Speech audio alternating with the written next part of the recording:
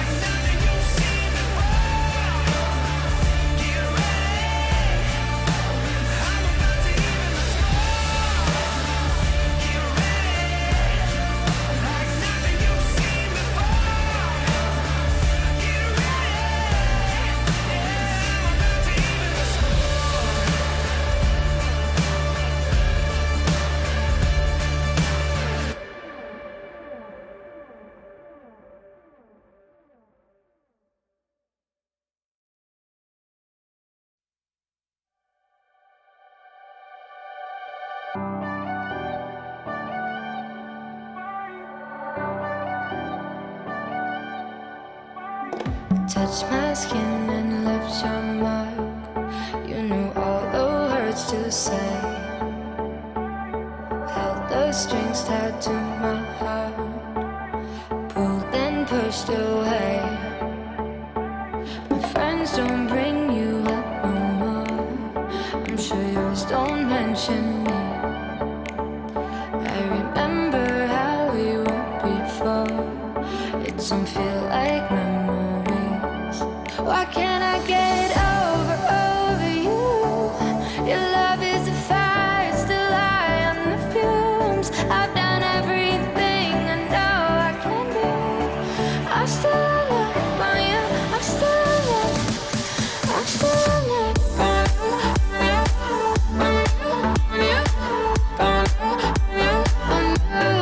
I'm still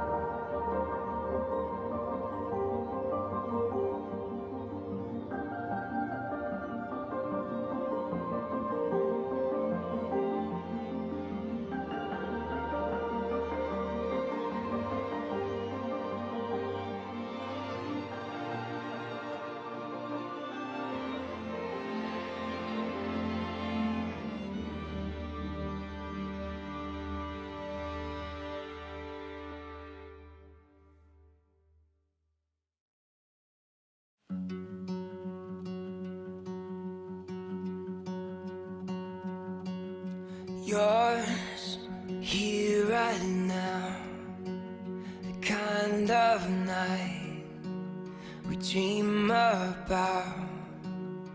Oh, oh, oh, oh, oh, oh, it's beautiful.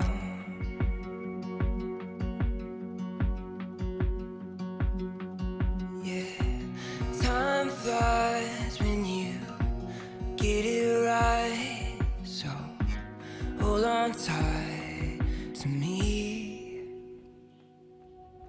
Love like we never grew up, and live like you just get one tonight. We're kings and queens. One blink and it's over. Wake up and we're older tonight. We're kings and queens. Stop, take a breath, close your eyes, remember this. Oh, oh, oh, oh, oh, oh, it's beautiful.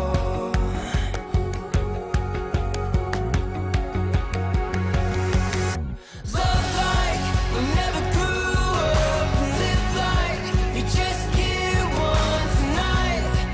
We're kings and queens. One blink and it's over.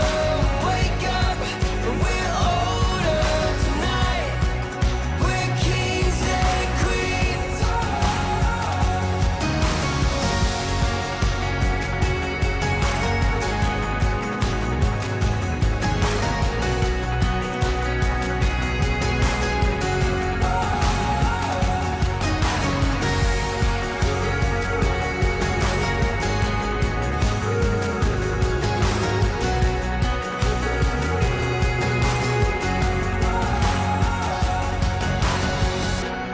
Time flies when you get it right, so hold on tight to me. Love like we never grew up, and live like you just get one tonight. We're kings and queens. One blink and it's over. Wake up and we're older tonight. We're kings and queens.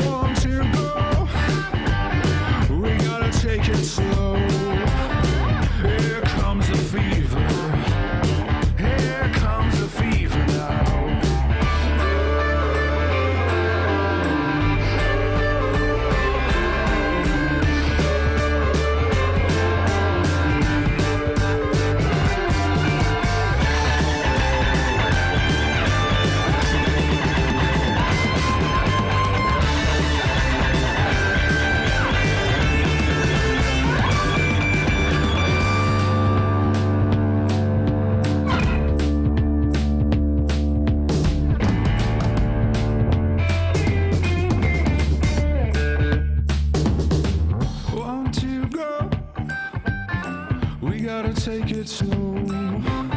Here comes the fever. Here comes the fever. Once you go, we gotta take it slow. Here comes the fever. Here comes the fever.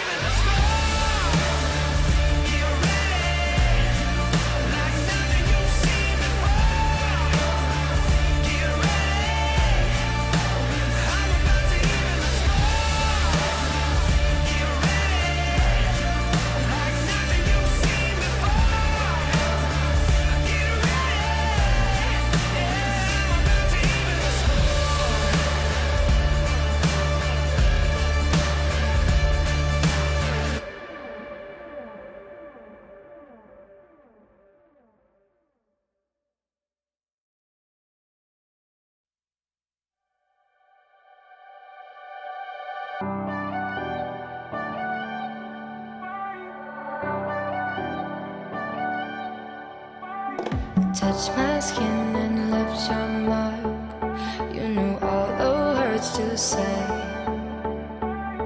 Held the strings tied to my heart. Pulled and pushed away. My friends don't bring you up no more. I'm sure yours don't mention me.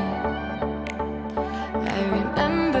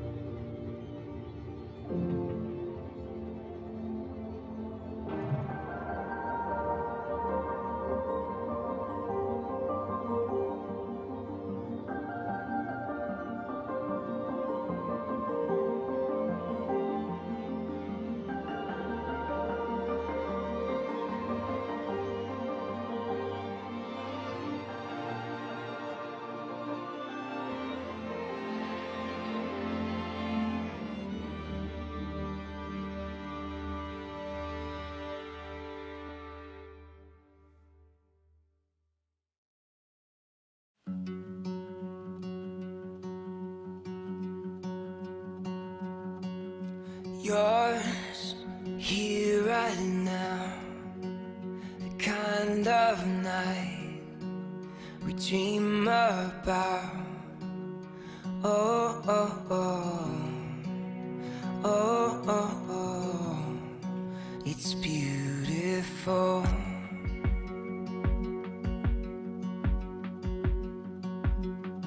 Yeah, time flies when you get it right, so hold on tight to me. Love like we never grew up, and live like you just get one tonight. We're kings and queens. One blink and it's over. Wake up and we're older tonight. We're kings and queens.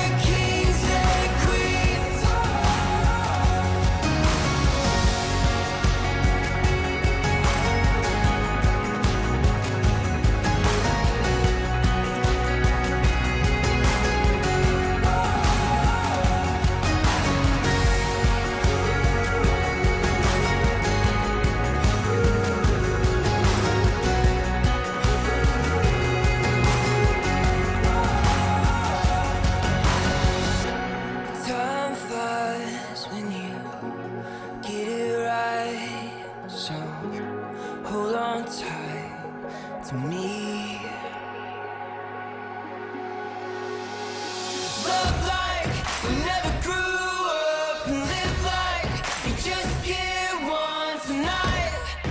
We're kings and queens. One blink and it's over.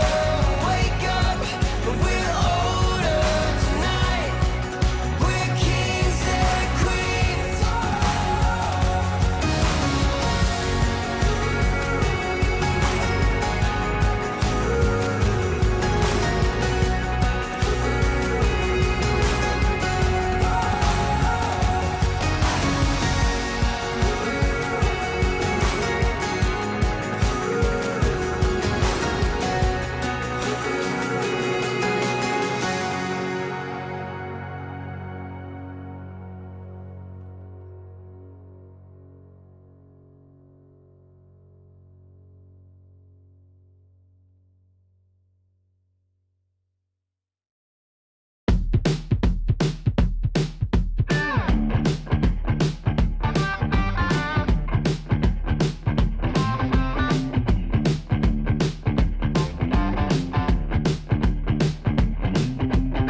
On to go.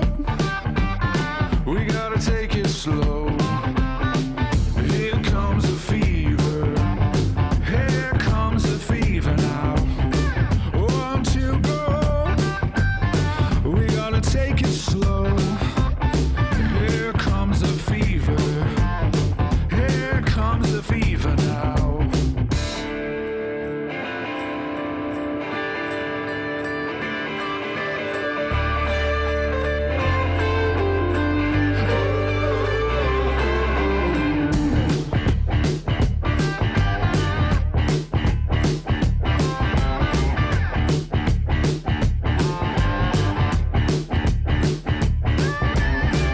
On to go.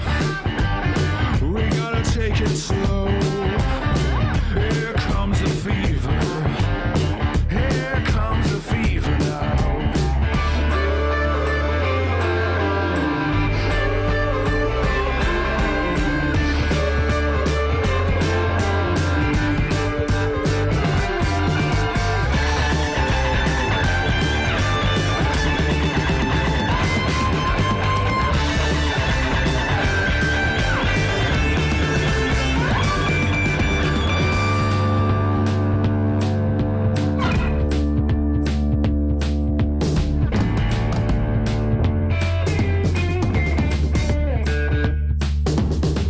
Want to go? We gotta take it slow. Here comes the fever.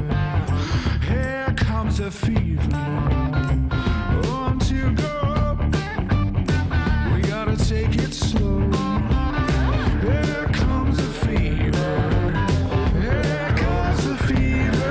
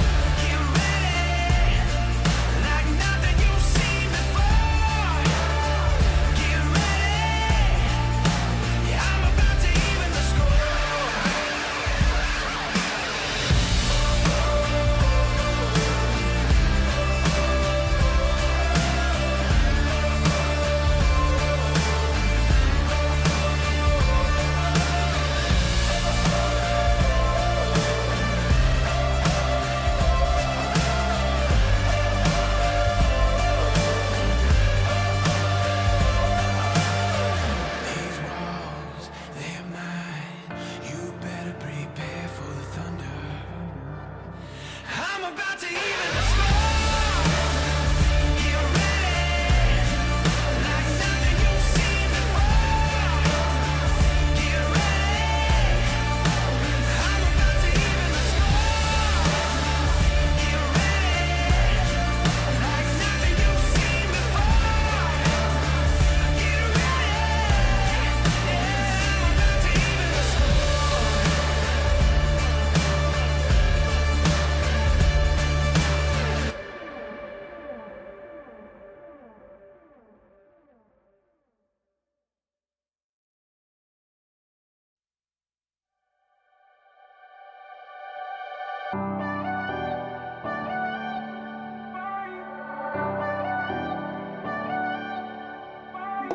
Touched my skin and left your mark.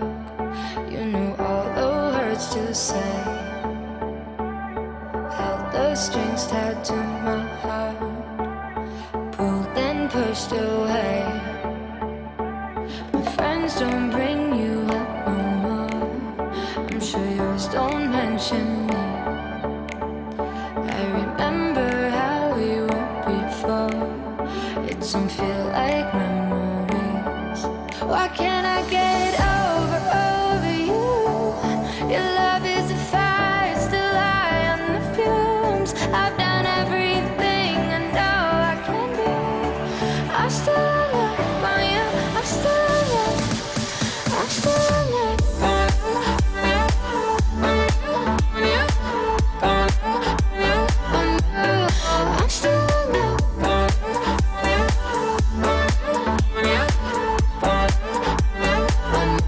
Why can't I get over you? Your love is a fire, still high on the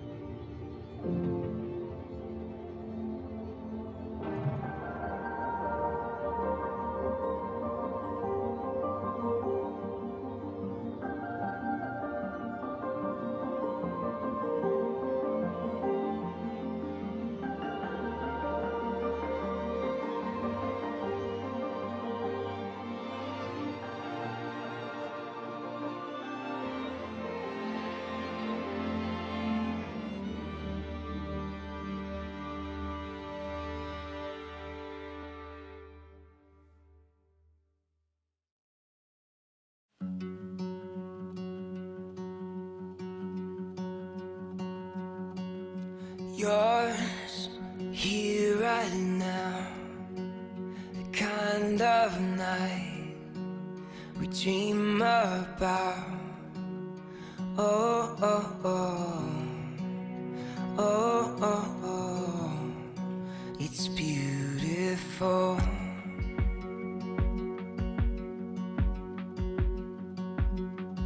Yeah, time flies when you get it right, so hold on tight to me. Love like you never grew up, and live like you just get one tonight. We're kings and queens. One blink and it's over. Wake up and we're older tonight. We're kings and queens. Stop, take a breath, close your eyes, remember this.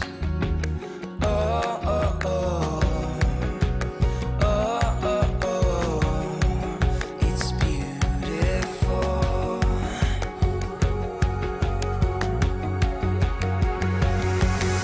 Love like we never grew up, and live like you just get one tonight.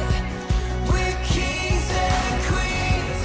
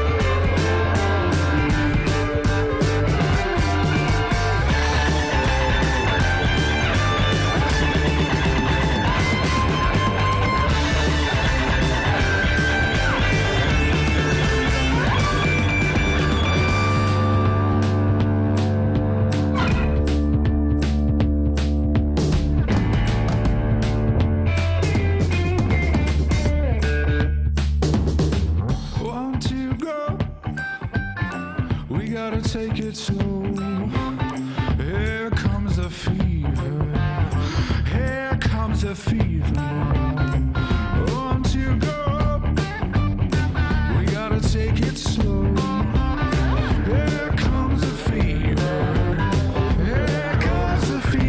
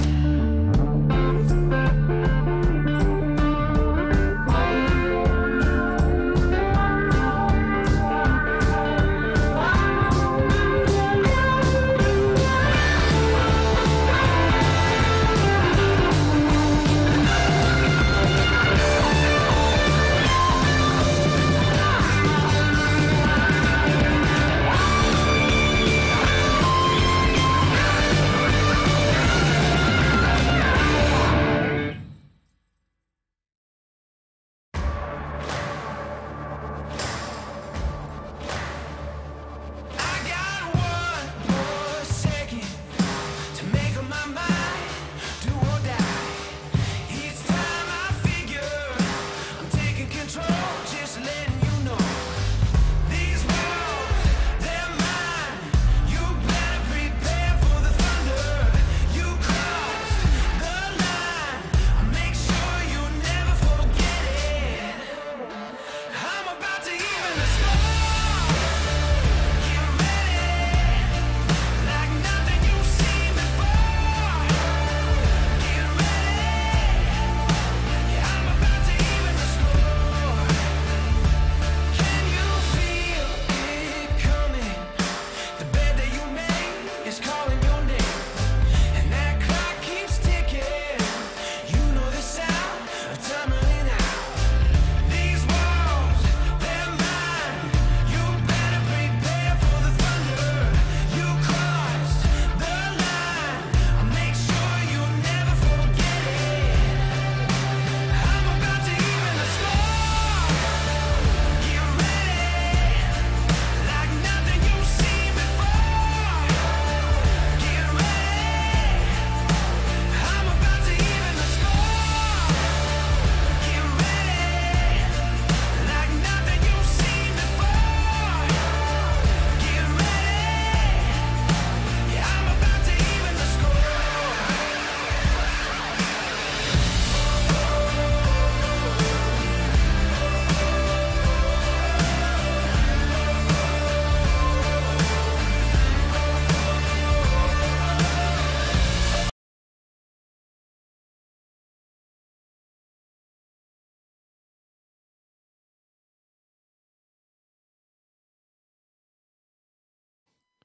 Hey everybody, how you doing? Anyway, this is Carl. Welcome to Carl's Opinion. I did promise you a live rap concert, so let's get to it.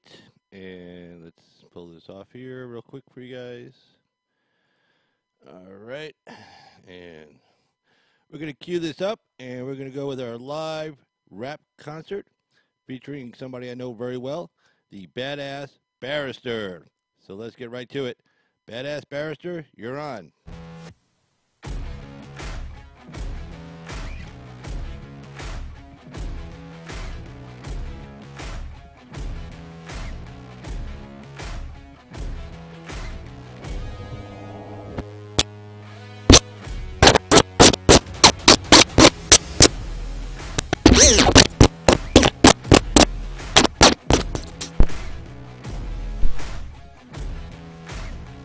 Yo, yo, yo, BS here. No, just politics, history, and facts. That's what I'm talking about. My opinion. Carl's opinion. Yeah, I'm not trying to shade you, just trying to educate you. I opine that you just need to listen and participate, or just be standing outside the gate. Carl's opinion. My opinion. Yeah.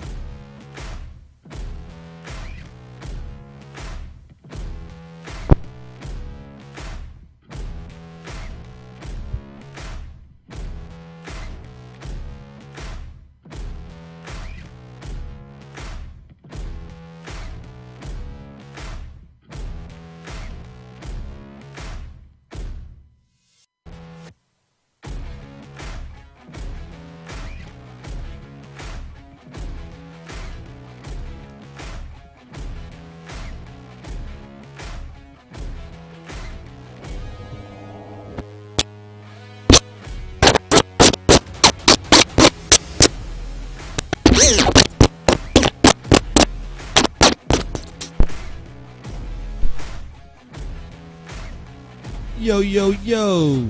BS here. No, no, no. Just politics, history, and facts. That's what I'm talking about. My opinion. Carl's opinion. Yeah. I'm not trying to shade you. Just trying to educate you. I opine that you just need to listen and participate. Or just be standing outside the gate. Carl's opinion. My opinion. Yeah.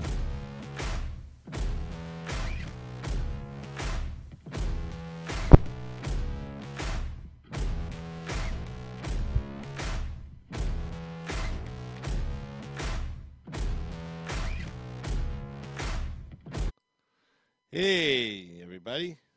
Back again. Anyway, yes, that was the famous rapper, Badass Barrister. Yes, brought to you here live for the first time.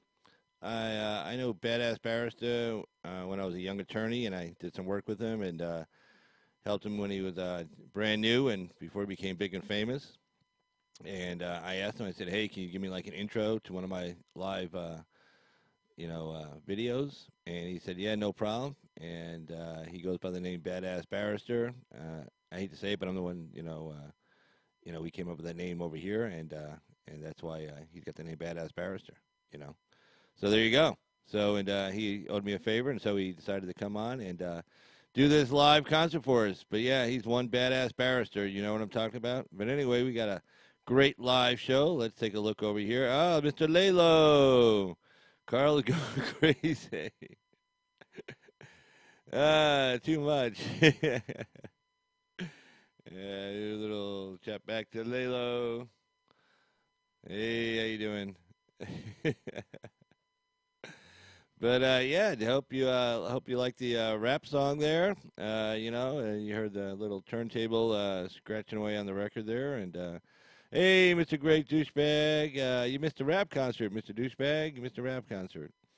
But maybe I'll play it a little bit later for everybody, and we get some more people on here. And it's featuring Badass Barrister, and it was really good. I got a few Mons, douchebag, Miss Brandy Williams, how are you? And Mr. Great Douchebag, how are you? Minutes, got a few minutes, a few minutes, Miss Williams. And world's most beloved douchebag is in the house. That is correct. That is correct. And let's see what we got going on here today. So let's see. I did want to cover one story. Let me bring it up. I don't know if any of you guys follow Matt Christensen. I follow him, and I'm a subscriber on his site. And he did a really good deconstruction of Stacey Abrams' speech. It's kind of one of those things when you're listening to it, we're so busy, laughing at it, that we really don't realize just how really, really stupid it is. And, how so full of bullshit it was. It was just a lot of bullshit in that speech. I guess if I was really paying attention to everything she was saying, I might have caught it myself. But Matt Christensen, who's got his own YouTube site and he has his own website as well. It's under Matt Christensen. I'll put a link in the description after we get done with the live stream. But I wanted to play this for you, and Matt gives a pretty good take on Stacey Abrams' response to the State of the Union. So let's, without further ado. All right, Matt, take it away, talking about Miss Stacey Abrams. The current almost governor of Georgia. Why I'm supposed to listen to someone whose own state doesn't want to listen to. Technical difficulties here for a second. Let's get this up. Probably no technical. difficulties. Let's see. Where I don't know, but it must you be really good, according to the Democrats, so I'll have to check it out. To begin her speech, Abrams uses a theme I see recurring in left-wing politics, an exaggerated personal story that almost certainly did not happen, at least as described, and a story that, when you think about it, doesn't actually demonstrate the point that she's making. I'll show you what I mean. My librarian mother taught us to love learning. My father, a shipyard worker, put in overtime and extra shifts, and they made sure we volunteered to help others. Now, we only had one car, so sometimes my dad had to hitchhike and walk long stretches during the 30-mile trip home from the shipyards. One rainy night, my mom got worried. We piled in the car and went out looking for him, and we eventually found my dad making his way along the road, soaked and shivering in his shirt sleeves. When he got in the car, my mom asked if he'd left his coat at work. He explained that he'd given it to a homeless man he'd met on the highway. When we asked why he'd given away his only jacket, my dad turned to us and said, "I knew when I left that man he'd still be alone, but I could give him my coat because I knew you were coming for me." And that's not even the whole story. It gets way worse. Turns out the jacket was heavily damaged in a bleach attack, and Dad had a noose around his neck, and the hobo punched him and said, "This is MAGA country." The whole thing was just terrible. Before we even consider the philosophical point she's trying to demonstrate, this story did not happen as she's telling it. Think about what we're supposed to accept here. Stacey Abrams' mom worked at a college in town. If Dad works 30 miles away and Mom works closer, why wouldn't Dad take the car all of the time, since it's much easier for Mom to commute another way? And if this was some odd situation where Dad couldn't take the car that day, why wouldn't Mom just go pick him up from work, since you were all sitting at home with the car anyway? And if there was some confusion, why didn't Dad just call and say, "Hey, I need a ride"? Or in a worst case scenario, couldn't he find a ride with a coworker? And the whole reason Dad supposedly gave away the jacket because he knew you were coming. If he knew you were coming, why is he walking or hitchhiking in the first place? Why wouldn't he just stay at work instead of walking out in the rain? And even if true, this whole story is presented as some sort of unique struggle. She says, "Oh, we only had one car growing up," as though that's some indicator of massive poverty. According to Department of Energy statistics, in 1980, the approximate time setting of this story, half the households in the country had one car or less. 12% had zero. Your family wasn't in a unique situation with one car. You just struggled uniquely with planning and organizing. Your situation didn't require a second car. It required a little foresight, or failing that, a telephone. All of that aside, I can still accept a little narrative liberty if the point you're making is philosophically sound. After all, the point of her story is not the story itself, but the philosophy about life she's trying to illustrate. The problem is her story doesn't even do that well. The first problem with this story is it's an example of charity that nobody opposes. Nobody, not even those evil, greedy, selfish Republicans, opposes your dad making that decision to help that homeless man. What people like me oppose is coercion. I fully support your dad's charitable gesture, and if he in fact did do that, I think he's an honorable man of generosity. What I oppose is the government redistributing your dad's jacket to that homeless man at gunpoint to force the generosity. And I would especially oppose the federal government doing that, because at that point, it's no longer voluntary charity. It's just theft. And the second problem is Abrams uses this story as a springboard to try to sell her party's plans for massive compulsory federal programs, when that's not actually what her story describes at all. Yeah, Matt just kind of laid it out there really good, and, you know, just a great story. Yeah, and, you know, I mean, what Matt was saying there was true. I mean, everything was there was correct. And let's get some stuff here for you guys, and so you can call in if you'd like. And let's see, here we go. There we go. Again, Carl's Opinion. There's the phone number. Live call in 775-273-8970. If you want to appear on a video link where you actually sit side by side with me on air, and it kind of looks something like, well, let's see what it looks like. It looks something like this. I'll show you right now. You'd be sitting there on the right. I'll be sitting there on the left, and that's where you will be. So if you want to appear in a video link, just send me an email to ca2jogger@gmail.com. Let me know in the chat that you sent me the email so I can go, you know, just open the email up and take a look at it, and then send you the link. It's real simple. You fill in your username where it says, and you just hit join call. And guess what? You join call. So it's really not that hard at all. It's actually pretty easy to use. So in fact, let me just double check to make sure we're all on the same page with this. Yep, we sure are. Very good. Okay. So anyway, let's get to the news today. A lot of interesting topics to discuss. But yeah, I like the way Matt broke down her story. I mean, it just didn't make any sense. I mean, like the father has to hitchhike home 30 miles every day. I mean, that sounds kind of crazy. And I'm pretty sure they grew up in Atlanta. I mean, that's her story. I grew up in Atlanta. Well, it rains a lot in Atlanta. It rains a lot in the southeast. And why is this guy walking home every night? I mean, what's up with that? It sounds like they're all home waiting for him to get there. Well, instead of sitting around home waiting for him to get there, why don't you, go get him? Or, like he was saying, like if mom works in town, then, Atlanta has public transportation. And if mom works in town close to the house, well, have her take the bus. Or, I don't know, drop somebody off. I don't know, whatever. But the story didn't make any sense. It was just silly on its face, And again, she uses that as a way to say, oh, we need to have, government intrusion. Well, her whole story is about, people helping people. It wasn't about government intrusion at all. It had nothing to do with government intrusion. So, it's actually, I like the way Matt kind of broke that one down. But we got some news to get to today, so let's go ahead and get to it. And let's see, what do we got here? We got the Wall Street Journal. Thanks again to the Wall Street Journal. They make it very easy for YouTubers and YouTube creators to use their newspaper online. It's just very simple, no zooming in, zooming out, anything like that. You can adjust the fonts, really simple. But anyway, here's the latest story. Talks on border funding close in on deal. Compromise would boost security spending, but fall short of the president's demands. Yeah, this kind of bothers me a lot. And what it is, it's the Republicans in the Senate and in the House again, not backing up the president.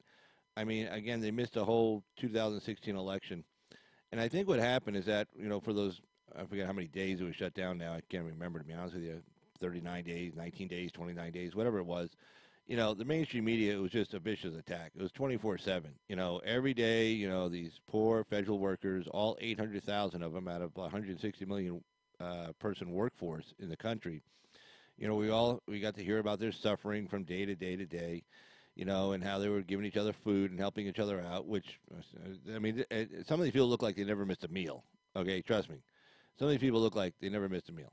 But anyway, so the mainstream media just kept going on and on and on.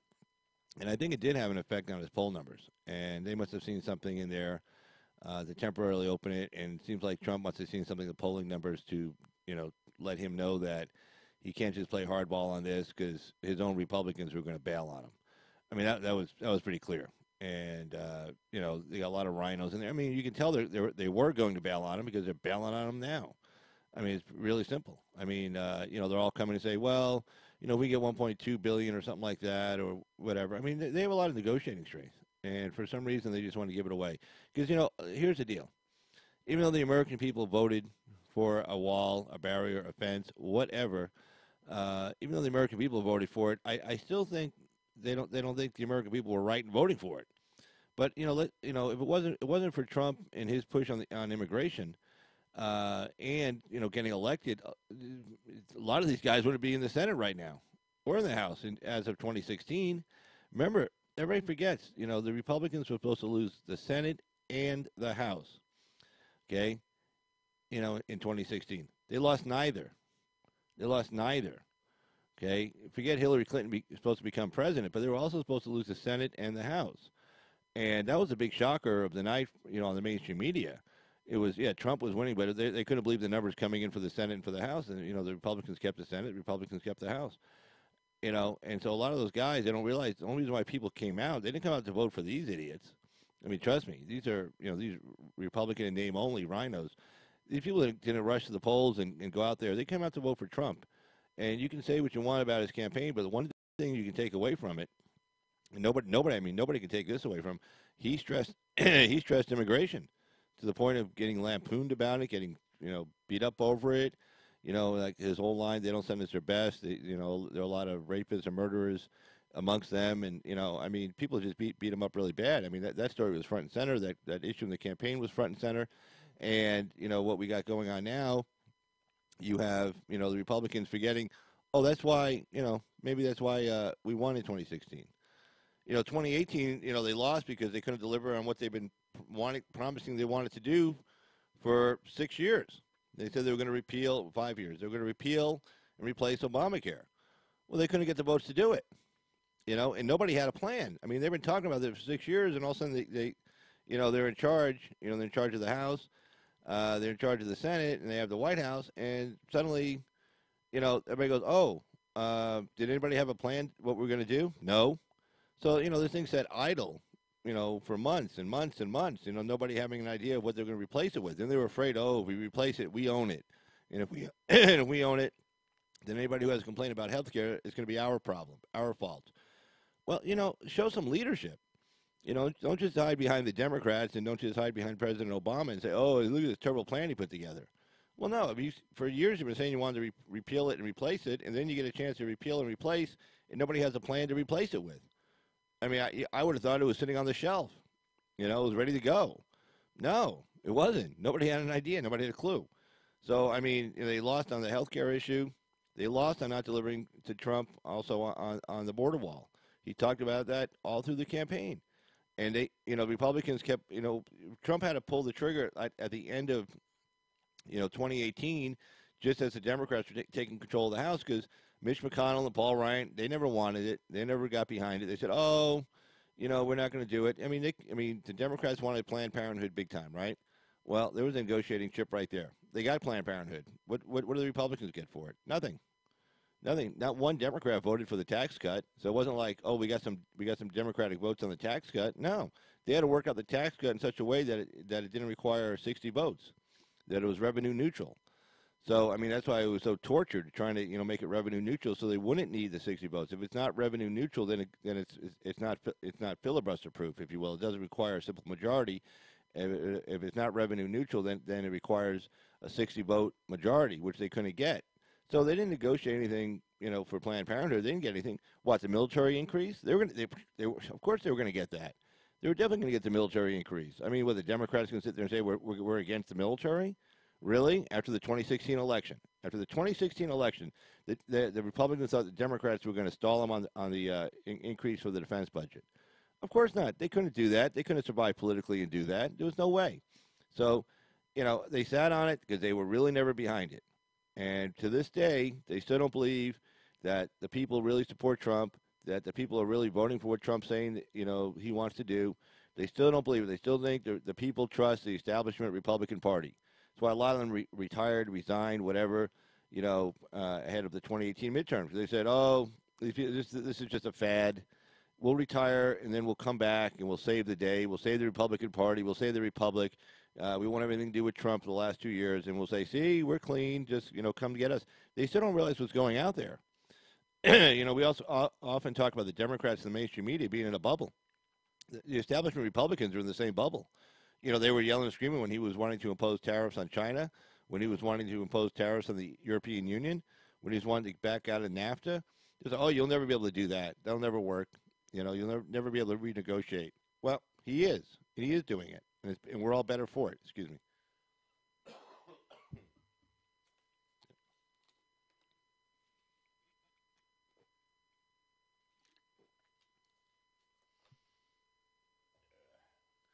So, on this border deal, this wall deal. I mean, this is just pathetic. I mean, it's the Republicans that are caving. I mean, the Democrats, we know where they are, but the Republicans are totally caving. Yeah, no, I agree with you, Brandy, on that. I mean, Paul Ryan was, figuring that he used Trump. Trump would be the bad boy, he'd be the good boy, and then, but yeah, he does, but they are in a big bubble. I mean, the Republican establishment. I mean, it was the Republican establishment that gave us, prescription drug, medication, Part B. I mean, that costs, I don't know how much, $900 billion, some crazy number like that. I mean, they're the ones who gave us that. They're the ones who gave us, the Iraq war against Saddam Hussein, a guy that was holding Iran in check, and there was no reason. I'll have another cigarette, yeah. And there was no reason to get him out of there. He didn't have any weapons of mass destruction. That was just a big show war. We lost several thousand men and women over there. Many men and women came back with really serious injuries, loss of limbs, all other kinds of body parts. faces burned off, nose burnt off, I mean, just blown to bits. I mean, and for what? Now, all we did was, Iran pretty much is running Iraq right now. I mean, Iraq doesn't do anything without Iran's permission. So we handed, and Iran now has been felt emboldened, and they've been able to go, into Yemen. They've been going to Syria. They've been able to send more missiles and bombs over to Hezbollah and Hamas. So, I mean, that's the establishment Republican Party. Thank you for nothing. So, anyway, let's get back to this story. Let's check this one out real quick. Again, thanks to Wall Street Journal. So, let's see what we got. All righty. So, see, Washington negotiators signaled Friday they were zeroing in on a compromise spending package that boosts funding for border barriers and related security measures with the goal of reaching a bipartisan deal early next week and avoiding a new partial government shutdown. Lawmakers of both parties declined. Oh, here, let's take this sign off the top here so you don't have to keep seeing that in the way here. There we go. Sorry about that. Lawmakers of both parties declined to discuss specifics, but they indicated they were negotiating in the range of $1.3 billion to $2 billion. Ooh. The $5.7 billion was a real low number. I mean, initially needed $25 billion to complete this wall. So this 5.7 was like nothing, and now they're going to give them 1.3 to 2 billion, include funding for barriers and other measures. Well, is any of it really going to be for barriers? I mean, really? Is it going to say barriers on it? Is it going to be like? Is it going to say increased security measures? I mean, what's it really going to do? Okay, let's see. Let me fix this here. There we go. All right, keep bouncing the camera around here. Sorry about that. Funding for other measures, that's well short of President Trump's earlier demand of $5.7 billion, but could mark an increase from $1.3 billion that was allocated for the border security in fiscal 2018. Negotiators also need to work out difference over the cost and type of the structures as well. Yeah, no shit. As well as other sticking points with the goal of passing legislation and sending it to Mr. Trump's desk for his signature before government funding expires at 12:01 a.m. February 16th. 2 days after Valentine's Day. And don't forget, people, Valentine's Day, February 14th. Don't get in trouble. If we get to buy the stuff, you're going to be in big trouble.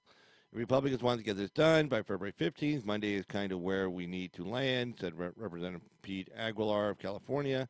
They got to respond to some offers in a quick fashion, and we've got to make some progress. Republicans on Friday made clear that they had backed off of Mr. Trump's. Yes, the Republicans already backed off the $5.7 billion. Why? Why do they have to do that? To install more than 230 miles of barriers along the U.S.-Mexico border, aiming for a dollar figure that could be less than half of that. It's so disappointing. I mean, it's not surprising, but it's disappointing.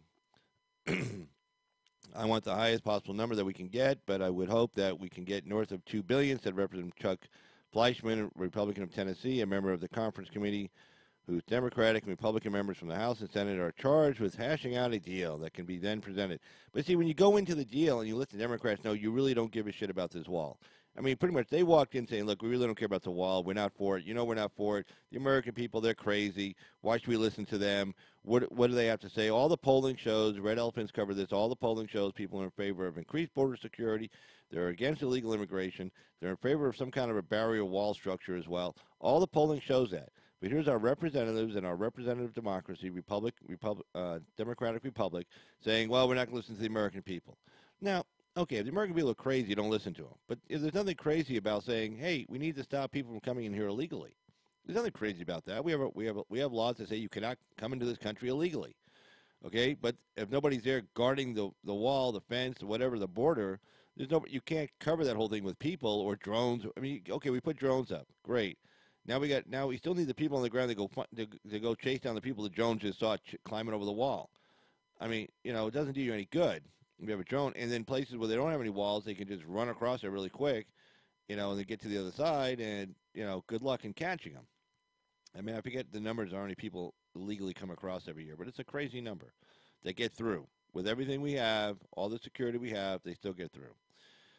But when they walked into the negotiating committee, the Democrats knew that those guys, the Republicans, didn't give a shit about this wall, didn't give a shit about what the American people wanted, didn't give a shit about protecting this. A lot of these rhinos like illegal immigration. They're supported by like the Chamber of Commerce, the Koch brothers, whatever, big business who want lots of people in here to drive down the cost of labor.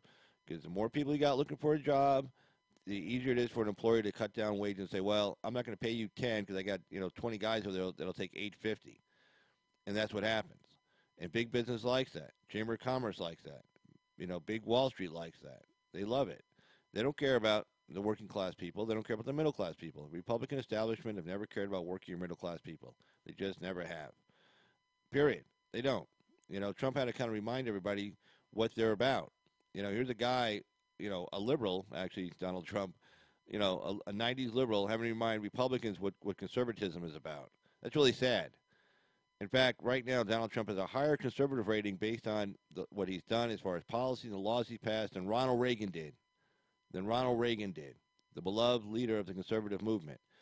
Trump has a higher conservative rating than Ronald Reagan did at the same time when Reagan was office his first 2 years. Okay? Here comes this liberal from Manhattan. Guy from Queens. It's like you couldn't write a better book. A liberal from Manhattan has to come and tell us, conservatives, what it means to be a conservative Republican. That's just a joke. That shows you how far afield the Republican Party has gone.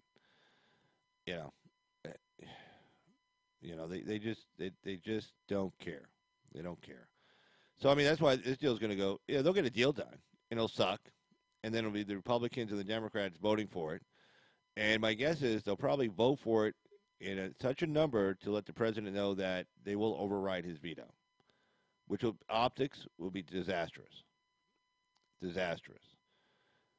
And again, that's why he didn't make mention of he didn't mention the national emergency for getting the wall done or anything like that at the State of the Union. I'll tell you why. He wasn't concerned about Democrats walking out the door, which they would have.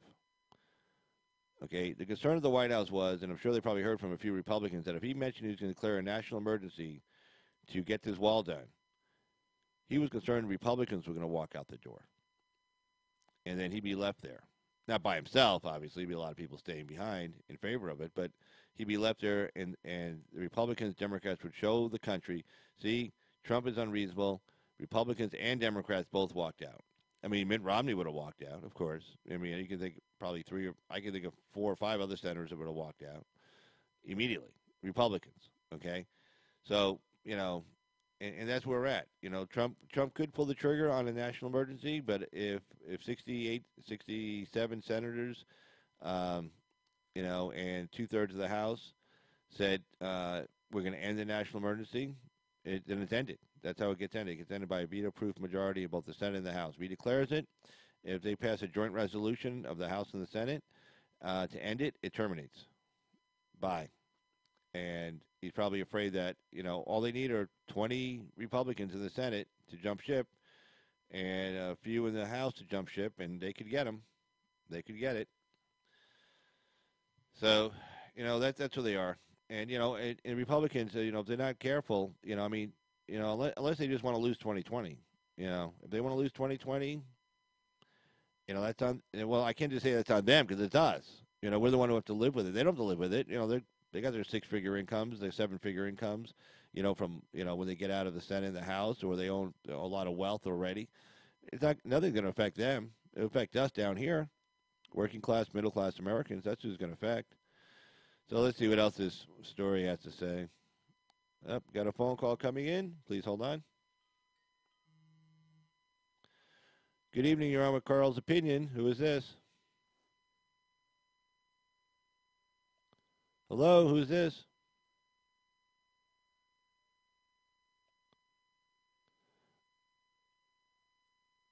Okay, yeah, hold on. Yeah, go ahead. Hello? Do you have a question? Yes, I do, sir. I do believe. What's the topic today? It's an open topic discussion tonight. So, yeah, what's your question, sir?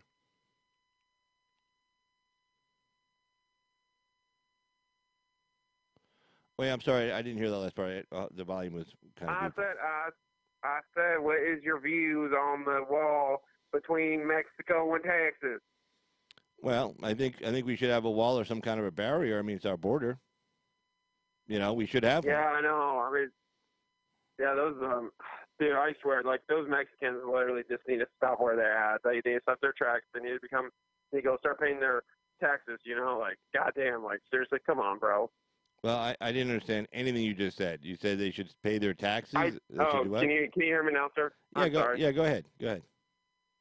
All right, I just said those goddamn Mexicans need to stop jumping over. Okay, I mean, this ain't fucking Mario. You know what I'm saying? Yeah, I know, sir. I can't have you cursing and stuff on here, okay? I mean, YouTube kind of gets on my ass, so, okay. All right, thanks for the phone call, and it was a live call, and, I mean, look, we're all passionate about this subject, but, you got to kind of somewhat be reasonable, on your phone call. I mean, it starts out that way. I don't know where it's going to go from there, so. But anyway, it is a live call-in show. Further, we don't take any unknown person or block phone calls, so please... don't if you're calling from a block phone number or an unknown person, we won't be taking your phone call, so please don't bother calling again. All right, so let's see. Let's get to the rest of this story. Let's see where we're at here. Let's see. Trump administration officials said the White House feels optimistic about talks in that there is a workable number potentially on border. Let's bring this up. There we go. On border security, there is actually an appetite for some kind of compromise, and to put this issue to bed for the time being, the official said. Democrats, meanwhile, insisted that a border security compromise not be overly reliant on physical barriers.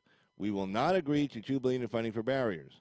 Well, okay, again, I mean, this is all a non-starter. This is ridiculous. I mean, the president should hold firm on this one.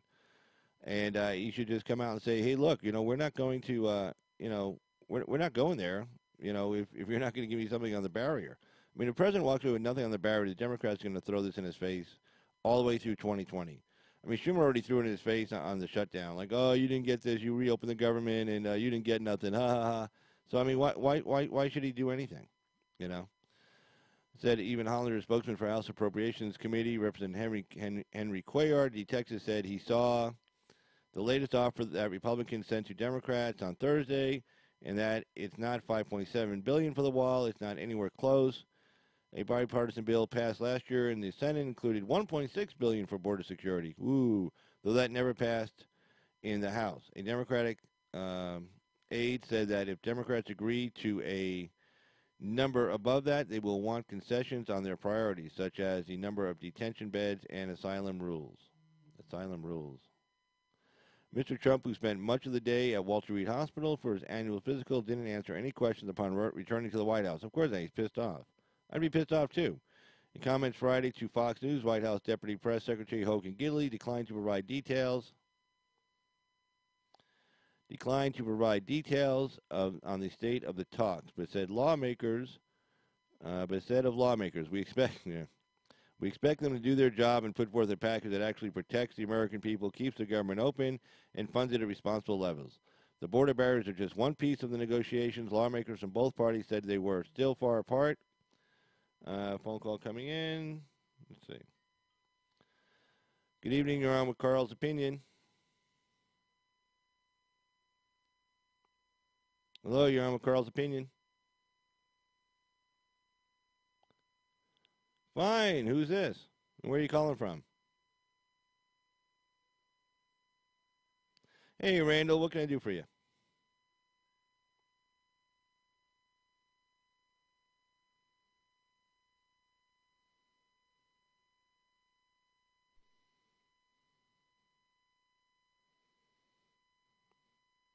Yeah, hold on. Let me get you up here. Okay, here you go.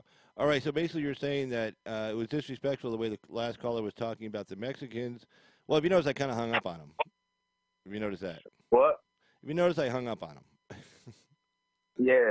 Yeah. I mean, no. I mean, look. There's an intelligent discussion to be had here on immigration, but when you say, "Oh, goddamn it," I mean, look. If I was there, I'd want to get over here too. Okay, I would.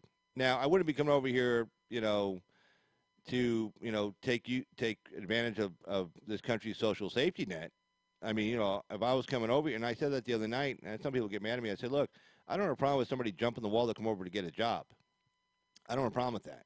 But if you're coming over here and you say, well, I looked yesterday, I looked today, I can't get a job, and by the way, can I get an EBT card? Can I get on welfare? Can I get some public assistance? Can I go to a sanctuary state and, you know, have their taxpayers pay for me? No, I mean, the immigration, there was no social safety net in the 1800s and 1900s. My ancestors came over in the late 1800s, early 1900s. There was no social safety net in place. When they got off the boat, they had to get a job. There were like churches and stuff like that would help, you know, immigrants when they got off the boat, you know, so they could eat something, you know, and not starve to death, you know. But I mean, they had to get a job on day one. There was no welfare. So I mean, I think the same thing should apply. Milton Friedman said it best: you can have open borders. You can have open borders, no problem, as long as you don't have a social safety net. If you have a social safety net, you can have both. I don't think we should have the open borders. Okay. But listen. Here's the thing. Here's something I learned, right? Over there down in Mexico, they don't earn a lot. You know what one peso translates to in American money? 12 cents. You know how much it takes to apply for an application? Like $640.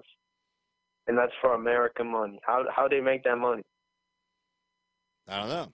And still feed their family and still get a house and food to live. Well, I mean, I don't know how they do it. Well, you know, part of the renegotiation on NAFTA, which became the United States, Mexico, Canada agreement, part of the negotiation, if you remember correctly, was that okay? The Americans said, "Hey, look, we're going to tariff you like on your imports for like automobiles and finished products, not agriculture, of course. We're going to tariff you on that unless you're paying, I think it's at least $15 an hour to your employees. Then you don't get any. Then you have no tariffs." Right, so it was kind of a win-win for everybody because it was a win for the American worker. Now, the American worker, automobile worker, makes more than $15 an hour. I get it, but it made it somewhat competitive between having cars made in America versus having Ford Motor Company make cars in Mexico. And guess who else won on that deal? The Mexican people. Yeah. They're all Mexican. Because the Ford Motor Company is saying, okay, look, we're gonna have to pay a tariff on these cars coming in. Exported from Mexico to the United States, if we pay shit wages. And so they look at the balance book and say, well, if we pay $15 an hour, then we don't have to pay any tariffs. So it gets kind of close, So, I mean, everybody benefits. Now, the problem is, it's like, okay, does anybody have a right to come here?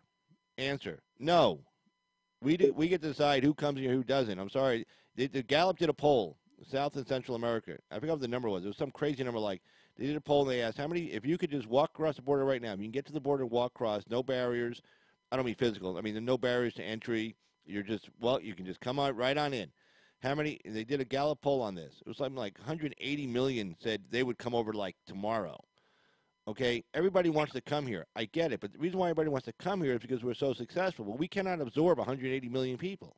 So you say, well, we don't want, okay, well, we'll take less. Well, who decides? There's only so much water that can go into a cup.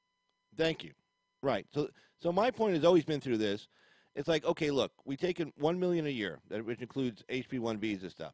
Okay, figure out what the number is that's best for our people, our economy, the American people that are living here right now, low-skilled workers that are trying to get jobs that are living here right now who don't have a lot of education. If the number is 2 million, I don't care. 3, whatever. But after that number, nobody else comes across. Okay, it's 3 million.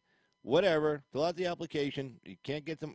Let me tell you something. They pay a lot more than $640 to those coyotes to get them across, and you know that. They pay several. That lady that came from Honduras with her kid, the kid that was on Time Magazine, she saved up $6,000 she had to pay to get her and her daughter across the border. $6,000. They don't just do it for free. And then the coyotes work for the cartel, so they charge a lot of money. So I mean, nobody gets to walk across for free anyway. So if they can get a couple of grand together, say it's like $2,000, I don't care. If they get $2,000 together, they can get $640 together. I mean, these people aren't as poor as people would make them out to be. I mean, I've been to Mexico, not just in the tourist areas. I've been in the interior of Mexico. I mean, these are like working class people. I mean, these aren't like they're not all living in some decrepit shack.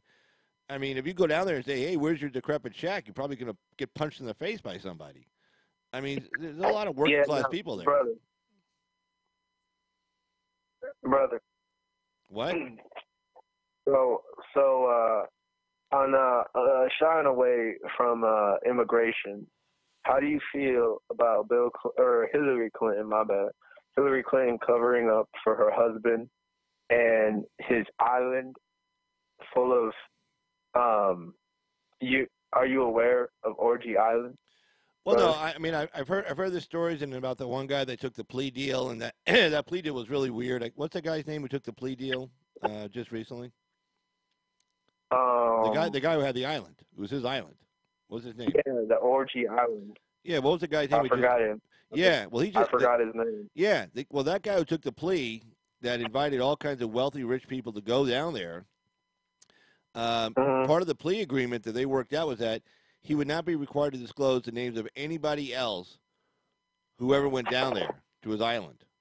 It was a weird. And one of those persons was Bill Clinton. Yeah, one of those persons was Bill Clinton. But let me tell you, it's going to be a lot more than just. Went down there 20 times. Yeah, it's going to be a lot more than just Bill Clinton, though, and it's going to be a lot of people that I'm sure people would be very surprised about. It's going to be people that you think like, oh yeah, he's on our side. No, this one transcends party all the way across the board. And that's the thing I don't get, brother, because all these people, they go into molesting kids and stuff like that.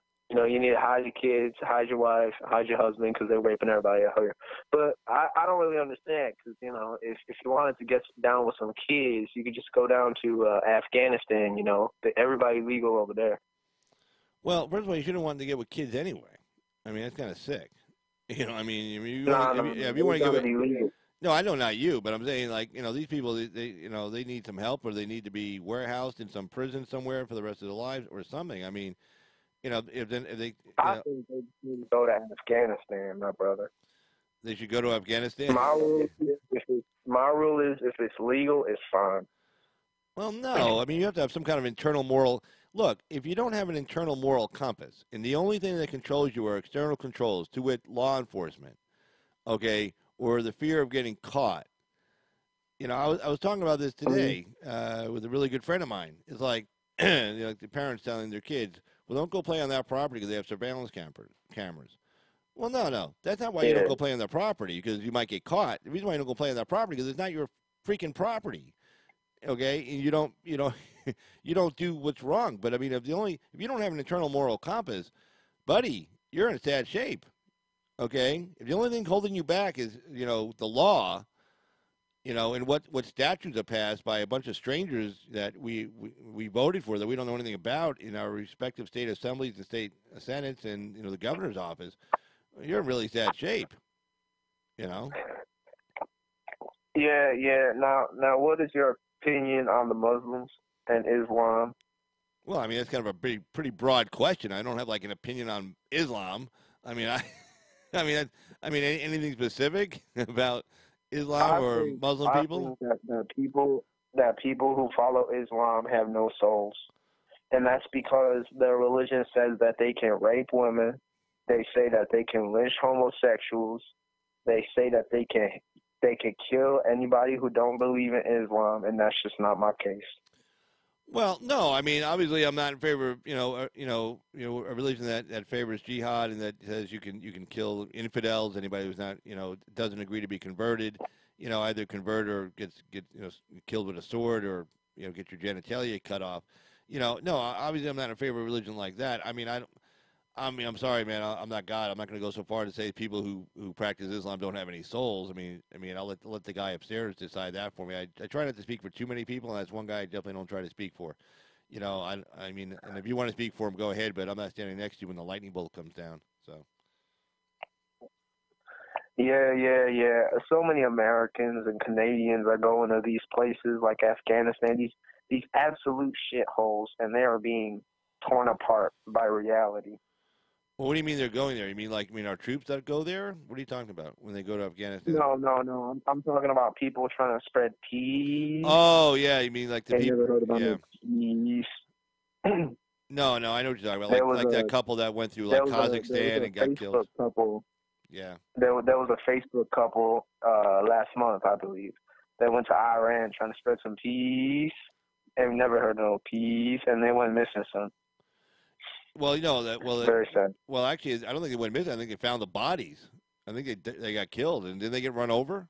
Wasn't that the couple that got run over? A lot of people. Honestly, we could be talking about different people last month because a lot of people do that. A lot of people go missing. Yeah, well, that one couple that was in Algeria, and they were getting harassed and stuff because they thought, well, gee, we'll just spread love and peace and understanding, and you know, you may be down with the cause, but it doesn't necessarily mean they're down with the cause. You know, so I mean, you got yeah. If you want to be naive and stupid, you know, the only good thing to say about that is that, you know, they didn't have any kids and they didn't bring any kids with them. You know, they want to risk their own lives. I guess that's okay. But if you get into a jam though, they don't expect us to come get you. You know, if you're going to go and you're going to go somewhere that's on the watch list from the State Department that says, hey, don't go there, and you say, oh, screw you, State Department, I'm going anyway, and then you went into a jam, you know, don't expect the American military, you know, guys to come over and risk their lives to come rescue you. I mean, there were certain places they were told not to go, and they go anyway. Exactly. Like there was a case last year with this woman. She went to Algeria, I think it was. She was trying to spread peace, right? She was posting on Twitter, all that. And then later on, she was raped on top of a building by a black dude. She got pranked. What, in Algeria? In Algeria, yeah. Yeah, she got raped? She got raped. Yeah. Well, I think that might have been the same story. Yeah, I think it was the same story I was talking about. That there was they were in. Well, no, I was talking about a couple of those in Algeria. No, I mean, there's a lot. I mean, I'll be honest with you, I don't keep up with all those stories because there are so many. But you know, Paul Watson covers a lot. You know, you follow Paul Watson? Yeah, there's so many stories about that. It's like Jared Fogel's fucking all the kids that Jared Fogel touched. There's so many stories. Yeah, but do you follow Paul Watson? Do you ever watch his YouTube channel? Watson? Paul Watson, yeah. Have you ever watched him? Oh, you mean Paul Joseph Watson? I can't remember his middle name, but yeah, he's used to work for Alex Jones. That guy. Yeah. I know that, Britt. Yeah, he covers a lot of those stories. A lot of those people are from Europe, and so, you know, he covers a lot of that. And plus, you know, he's right there. Yeah, but, I honestly feel bad for the guy because he's touched on Islam before, and he said some bad stuff about it. And don't he live in Europe? Isn't Europe being overtaken by Islam now? Well, not, I wouldn't say overtaken. That's probably a little over the top. But no, there's. I mean, they brought, you know, Germany brought in 800,000, you know, migrants. Sweden has the highest rate of rape in the world. And it's because of Islam. Oh, I didn't know they actually got the highest rate now. They actually surpassed everybody else. Well, that's pretty sad. Well, yeah, I mean they brought all those people in. If you're an outsider and you go to Sweden, you are almost like 60% of a chance to being raped nowadays in Sweden. Is it really that high? I mean, that's kind of like if you go to Sweden, you got a 60% chance of getting. I mean, do you have a source on that one? Because that sounds pretty high. Do I have a source? Let me go find it. I'll find it after the stream. I'll put it in chat later, brother. Yeah, put it like in the comment section or something, so I can go back. Yeah, I can go back and read it. That'd be totally cool. But hey, man, thanks for calling in. If it was CNN, if I heard it from CNN, then it was probably fake news. Yeah, you got to watch out. Yeah. You got. There's a lot of fake news on the internet. Like I saw one time. Trump, he got two ice. Hold on. He got 2 ice cream cones. Oh, and they were covering that story because he got 2 ice cream cones and he only gave everybody else 1 or something like that. Yeah. Oh no, he got like 2. CNN. Yeah, he got like CNN took it like it was some bombing or something. Like, oh, how dare he get 2 ice cream cones and everybody get 1? Yeah, I know. I mean, you know, he can't walk down the street without them making fun of him or harassing him about something. No, it's pathetic. It's the worst. And thankfully, a lot of our fellow African Americans have converted to, you know, the good side with Kanye West, you know. Well, no, I mean, you know, I think a lot of African Americans are becoming awake to the fact that the Democratic Party has just been like playing them for a bunch of fools for the last 50 years. The Democratic Party has been trying to make them seem like they are still victims and making them vote for the Democrats. Well, they're waking up to them. Yeah, well, what it is, they treat black people like they're children. Well, they're not. They're adults. They're men. They're women. You know, I mean, you don't, you know, but they treat them like children. And after a while, I think they say, "Hey, we're not kids." I don't know how insulted I would have been if somebody would have said to me, "Oh, you're black, so you can't get an ID." I know a lot of black people, and if you ask them, they look at you like you're on crack. Hey, you can't get an ID? Do you know? And they're like, "No, I have an ID." Do you know anybody who doesn't have an ID? It's like, "No, I don't know anybody who doesn't have a goddamn ID." They'll get mad at you. Yeah, that's not a question you want to ask somebody. Oh, hey, I heard you can't get an ID. They're like, "Oh." So but they were going around Right. throwing that BS around. How do you can't buy cigarettes, you can't buy booze, you can't get to a club, you can't do anything, you can't cash a check, you can't do anything without ID. And they made it sound like people can't get ID, and if you demand ID for voting, like you're trying to keep them away from the polls. I don't know. Again, I've never heard of a black person without a form of a driver's license or like a state ID from like DMV. I don't know that person. I don't think they don't exist. There is no such person. Yeah, they don't exist anymore, and the left tries to convince them that they're still victims and they're trying to play them like babies. But here's the thing: how do you feel about MLK? Martin Luther King, I liked him. I liked him. Mm. I thought what he did was a good thing. He was trying to, I think if he was around today and he was seeing what was going on, I think he'd probably have a heart attack. To be honest with you, let's see, who was there? God, what was his name? Andrew Young. Andrew Young was on Meet the Press about 6-7 months ago, Mm-hmm. and he was on with Now, and Andrew Young was one of the leaders with Martin Luther King at the time, and he was asking him about Black Lives Matter, and he says, well, you're like 2 generations apart from them, and Andrew Young quick jumped in and goes, no, I'm like 5 generations apart from them, and he was kind of getting on their ass a little bit about what they're doing. And there's a guy. Who there was real institutional racism when he was running around. Until Jim Crow laws went away in '64, '65, the Voting Rights Act. There was real institutional racism. I'm sorry, that's our past. I don't run from it. There isn't any now. Okay, that's gone. But there was back then, and he actually fought against it. And him and MLK and the other guy did a really great job. Getting those laws passed. But if he was around today, seeing what these people are yelling and screaming about, he'd be like, "Are you insane? Stop it. What's wrong with you? Come on. Everything I fought for, you guys are, turning upside down." So, no, you got to remember, you always got to look at people at the time they're in. The time he was in and what he accomplished, I thought was great. And I think we're better for it, without a doubt. It's just, but a lot of people walking around looking for something to fight about. And there really there's not really anything to fight over anymore. You know what happened earlier? I heard that those kids with the MAGA hats who approached that Indian man, I heard that some people were talking about how they were encouraging high school shooters to kill them. That's some sick shit right there. Oh no, they went completely. They went so crazy on that story. These poor kids. Think about the scene. In fact, that's the thing that bothered me the most about the mainstream media. They never looked at the scene from imagine these poor kids. They didn't go there looking to go harass, Indians or anybody. They just got done doing their own little March for Life rally. They participated in it. They probably a big deal for them. They took the bus all the way from Kentucky. They're not rich. They took a bus. They didn't fly. Their parents aren't rich. Just because you're in Catholic school, I was in Catholic school. You're not rich if you're in Catholic school. It means you're really taking all your money and paying for tuition. So, they get in the bus, they go out there, they have this great time, they March for Life.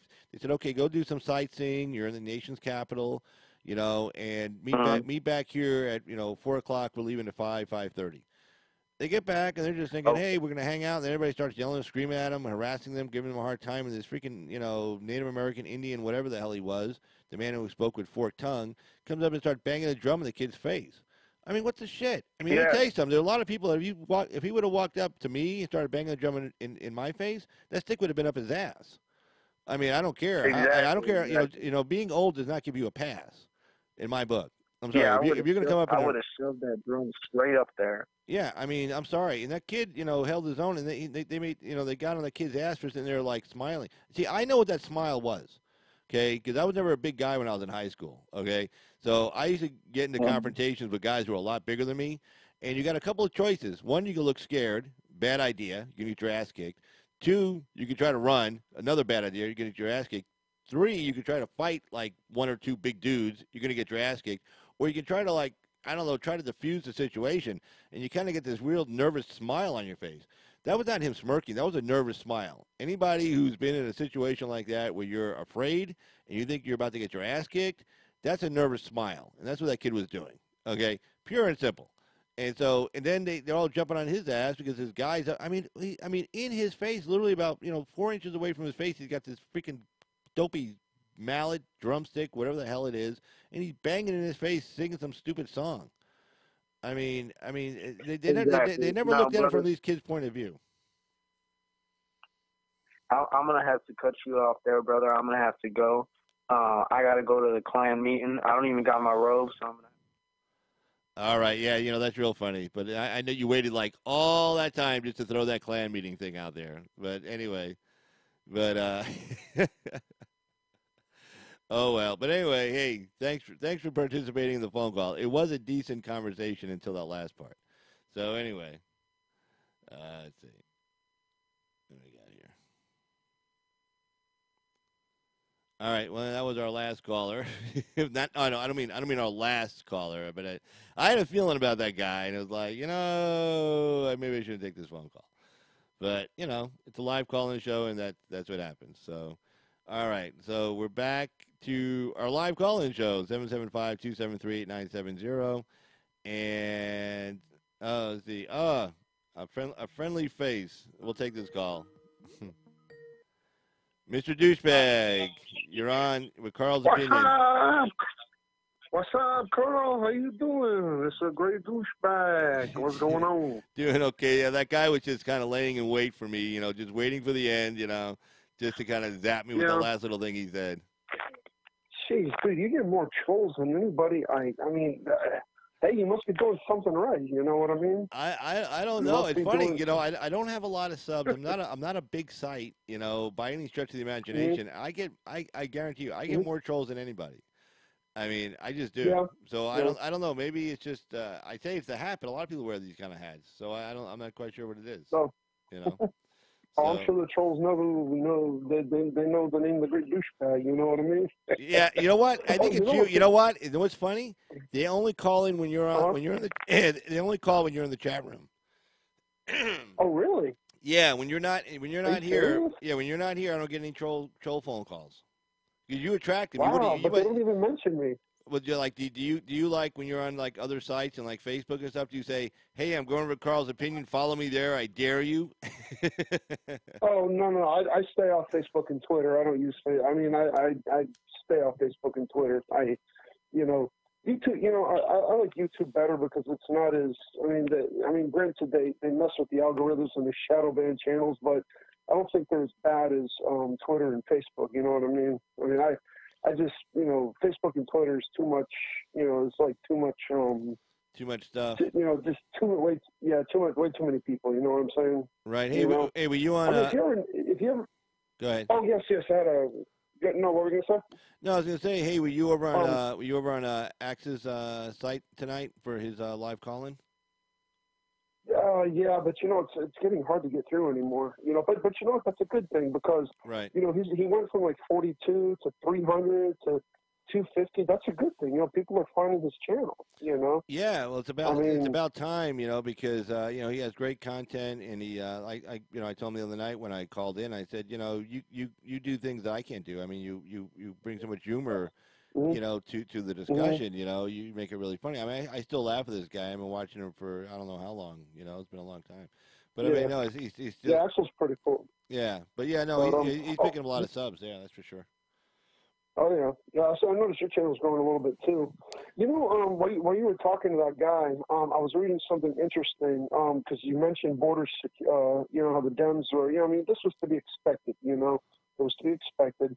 But it looks like there's a wall. There was actually a thing on Fox News. I looked at it, and they actually had a little map how they outlined, so they're going to build like 33 miles of barrier, and then there's one by the Rio Grande. I think what's going to be like 25, 26 miles of barrier. I think. Let me see if I can bring it up on my computer and I can show you. I don't think I can send it to you, but I could show you how to get there. The whole thing was actually I mean, because there is border wall being built. I mean, they may not be. That's something they're not going to report on. Right. It says, okay, so Fox News. This was one day ago. I can't. God, every time I pop up, it's always CNN. See, that's the thing. Every time you hit Google, all you get is liberal media. That's all you're going to get. Occasionally, Fox News pops up in there, but it was saying like, they were talking about heavy machinery started to roll in near National Butterfly Center. I'm just kind of skimming through these articles. Okay, but like Congress greenlit more than $600 million for 33 miles of wall in the area. And when I scroll down to it, okay, like it says border wall construction in Rio Grande Valley, right? National Butterfly Center. You can actually see what says highlighted in red RGB -03, and then RGV 02. I'm not exactly sure what those numbers mean, those letters and numbers. I don't know if that's the region, like regional, but I mean, it looks like their existing fencing is what they're talking about. And if you actually look, I don't know if you can see it now, but if you actually look at it, it connects to, and this is Fox News. It actually connects existing fencing. So it looks like they're actually trying to close in some of these loopholes where, the fencing is gone. But it's interesting because the wall's being built, and obviously no one's going to report on it. You know what I'm saying? It's kind of like it's being built behind the scenes. You know what I mean? The information's out there. But I think it's reported more in like local news and local papers and things like that. Right. But it's getting done. Well, it's getting done, but you remember, Congress has to make the specific appropriation for where the money goes. They can't just. It's not like when they write a budget, they say $200 billion for Homeland Security. I mean, those are line items in a budget proposal and what they vote on. So they can't grab money unless he declares a national emergency. And I put this up the other night. Unless he declares a national emergency, and is able to redirect the money from other civil works projects over to the border, which I think he's on great legal ground to do.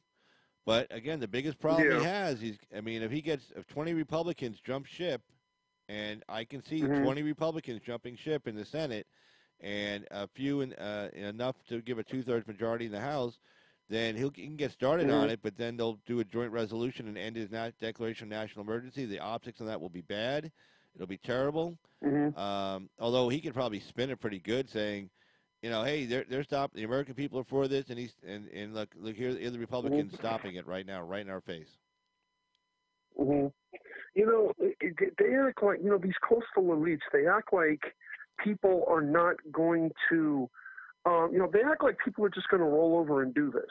Look, for example, like I know I've mentioned this many times before, but the fact that over 1 million gun owners in New Jersey basically gave these gun control politicians a middle finger goes to show you that people aren't messing around. People are not, hopefully nothing like that happens. God, I hope nothing like that happens, Right. But, they're seriously underestimating people. Yeah. They're seriously underestimating people. I totally agree. I totally agree with you. I mean, you can only back people into a corner for so long. But I mean, I think this wall issue is a great example of that. I mean, if he can't get something reasonable, he's going to have to declare a national emergency. Look, his poll numbers went way down. I mean, I'll admit to it. His numbers went down during that government shutdown because the mainstream media was beating him up on it 24/7, showing all these poor little workers. They're having to go get bread and food, and who can't go to the doctor. I mean, nonsense stuff. And Trump has a lot of really tough, loyal supporters, but some of those supporters are like, oh, these poor people, they're pulling on their heartstrings 24/7, and some of them broke, some of them cracked, and his numbers went down. Yeah. So they saw that in the White House, so that's why I think they're probably going to do some kind of a deal.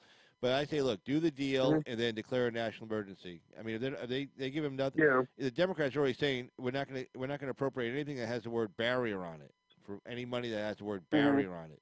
Well, there you go. Mm-hmm. So they're gonna send him a bill that doesn't have anything. I guess he could just say, "Well, I'm not signing it," and veto it, and Mm-hmm. he's gone. See you later. And then they can try to Yeah. get a 2/3 majority to override his veto, which would be sad. Yeah. But again, I can see Mm-hmm. 20. I can see 20 Republicans in the Senate. I can see that. Mm-hmm. A lot of whippy guys over Yeah. there. Well, the whole thing too, and if you look at it too, there's actually, like with Ocasio-Cortez, she's got, they've actually, well, I guess you could probably say Joe Manchin's probably the last of the blue dogs. I mean, that whole party's just, they're gone. I mean, it's taken over by communists, basically, Yeah. and I was noticing somebody in the chat room that, if I remember correctly, let me see if I can find her comment. She was talking about how she was, well, I don't want to get my words mixed up. It may not even, I don't know, I may not be able to see it, but she's talking about like, oh God, like, former Dem, now conservative or something like that. Something like that in the comments. I could be wrong, but I mean, I know I saw something similar to that. But anyway, but you're starting to see people kind of wake up a little bit. People are starting to wake up. And when one of my friends that I talked to, and he still doesn't believe me. One of the reasons why the Republicans kept the Senate was because a lot of it had to do with the walk. Well, I won't say a lot of it, but some of it had to do with the walkaway movement. Oh yeah. Because the totally agree. I mean, and right now, I think because if you notice, like what a lot of some of the candidates that Trump backed, if you notice, a lot of them are kind of like they're attempting to clean up their voter rolls, and I think in where is it in Georgia? Huh? Oh, I'm here. Carl? Yeah, no, I'm still listening. Go ahead. Oh, okay. I'm sorry. I thought I lost you. Sorry. No. Wait, you finish. Go ahead. And a lot of them are cleaning up their, or at least attempting to clean up their voter rolls, just like DeSantis is doing a bang-up job with that, And Kemp is also doing it too, but I think Kemp's a little bit more hardline conservative than DeSantis is. Probably. I miss. I miss. I really miss the days, Carl. I mean, I'm like I said, I'm a libertarian, and I miss kind of the more centrist Democrats. They weren't flipping crazy lunatic, open borders, socialism. No, they weren't. Amok. They weren't. I mean, and the sad part is some of the same guys that are in there right now. I mean, Chuck Schumer was very consistent on illegal immigration. Harry Reid was very consistent on illegal immigration, and now they're all like, crazy. Well, you know where that comes from? It comes from the fact that, it comes from the fact that the whole Democrat Party is in a stranglehold by these globalists. They're not going to. They're going to force them not to negotiate with Trump. That is what is happening.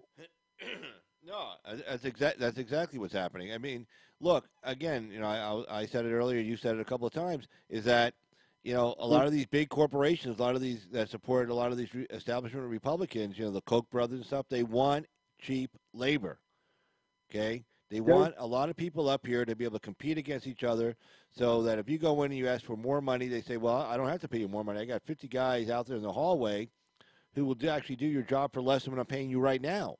So if you don't keep your mouth shut, I'm gonna reduce your wage. So they want that. Yeah. It gives the employer huge bargaining power when there's more people than there are jobs. And so they want this illegal immigration. They want open borders. They want other people to just flood over here. They don't care. They're they'll be living in their mansions in their gated communities, and they won't have to deal with anybody real or any real people, and they're fine. But the rest of us have to pay for it. Yeah.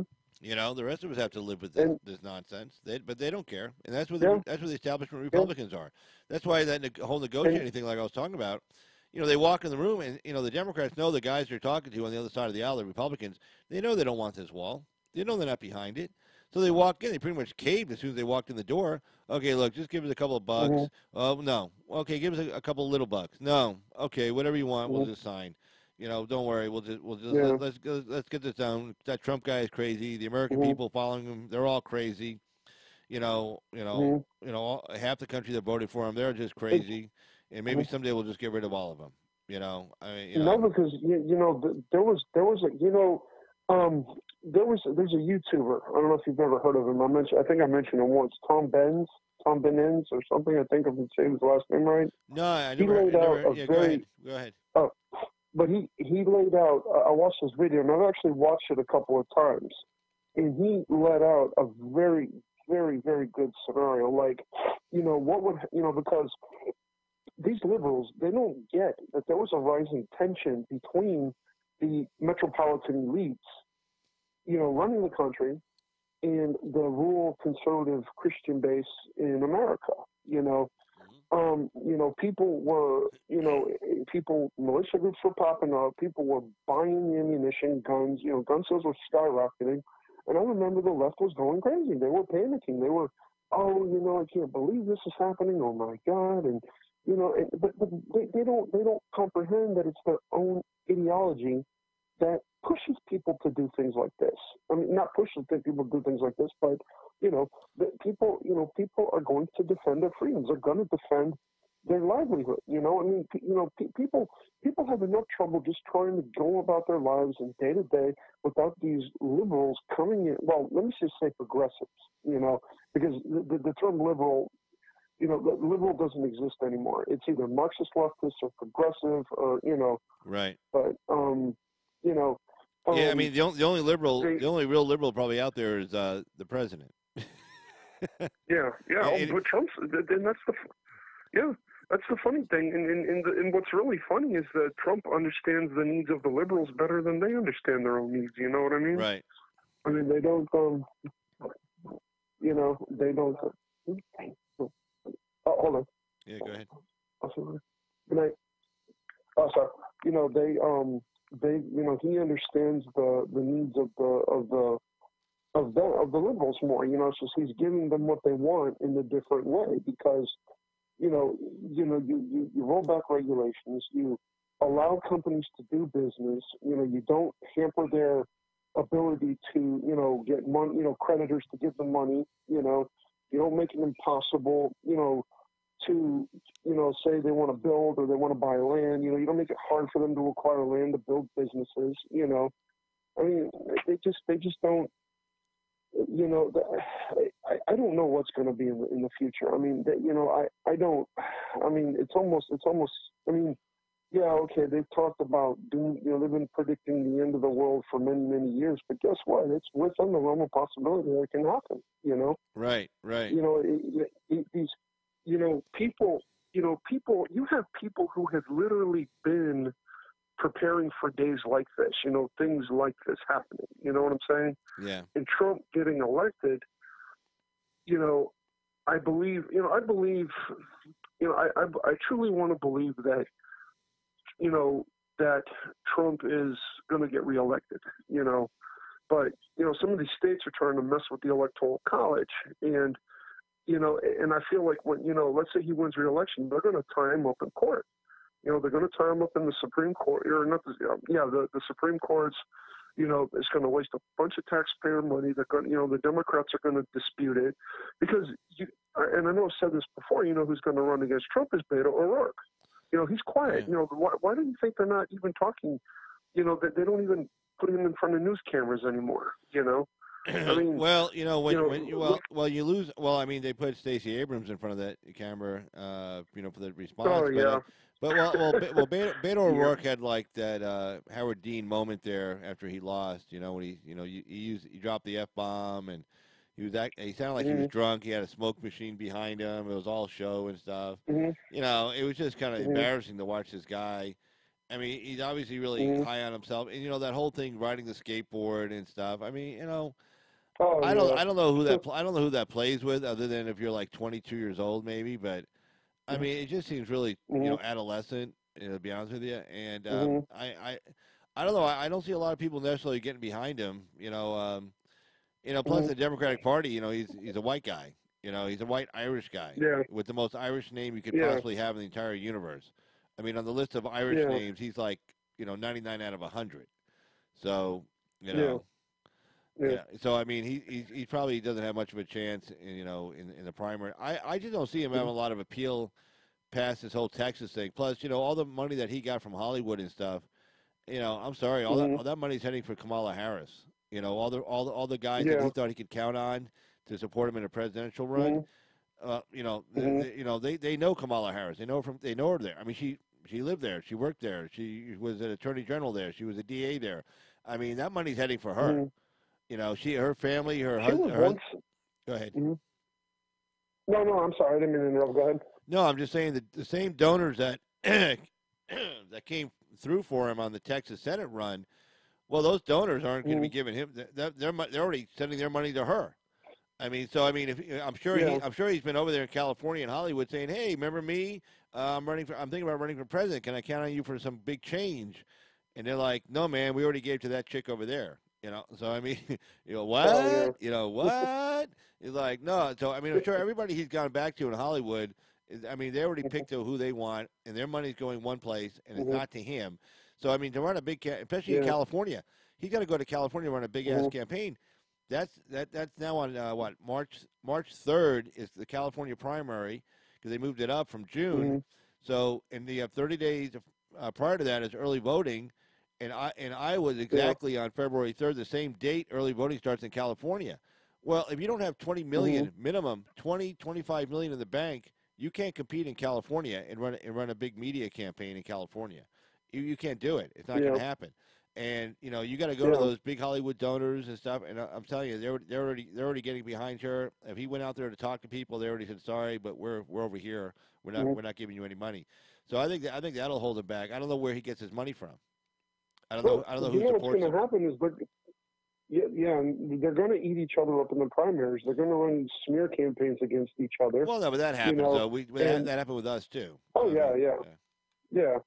But if you notice, the Republicans haven't been talking about running anyone against Trump because the rhinos have already exposed themselves enough as it is.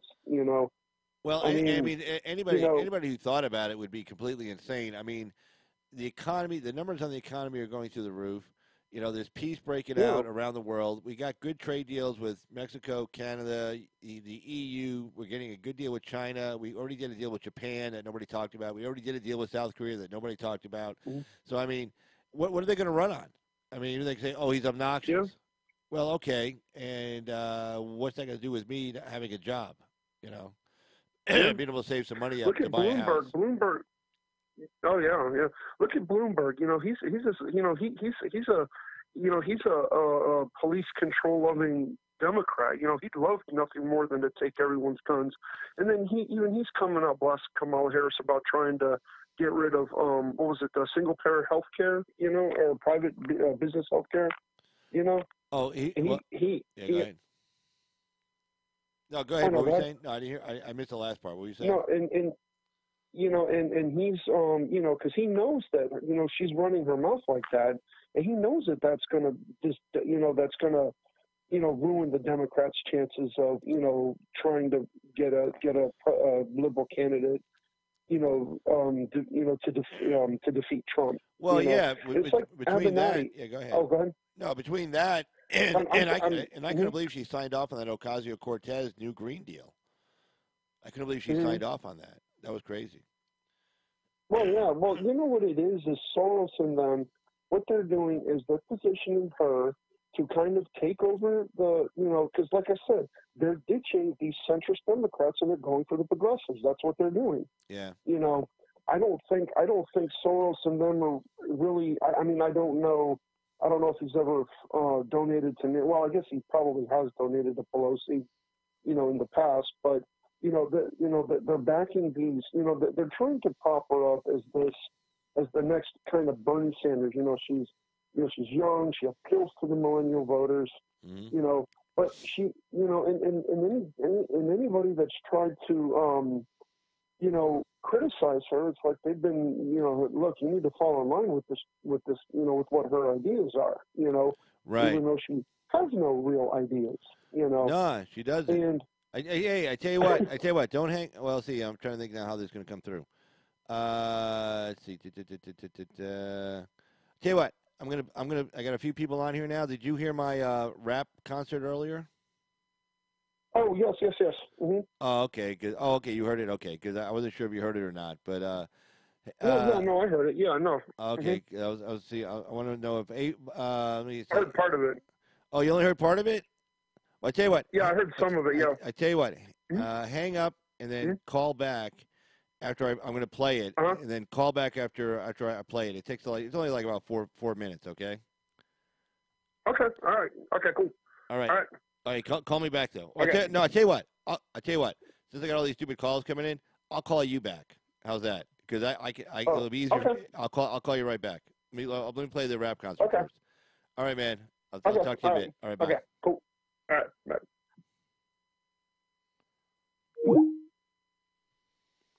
All right, yeah, we're going to go ahead and play the live rap concert in case you missed it earlier. Let me see if I can find it. Oh, there it is. Okay.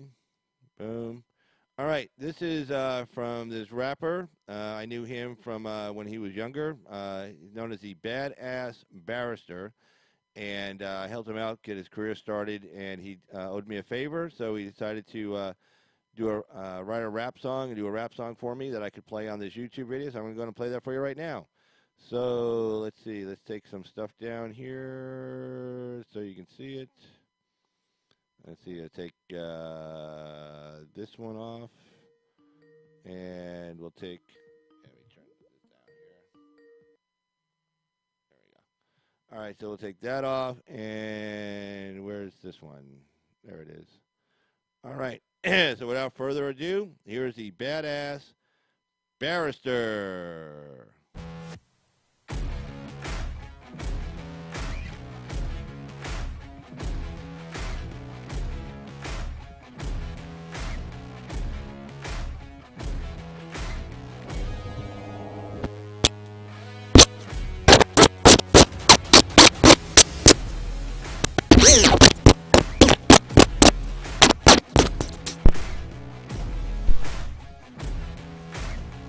Yo, yo, yo, BS here.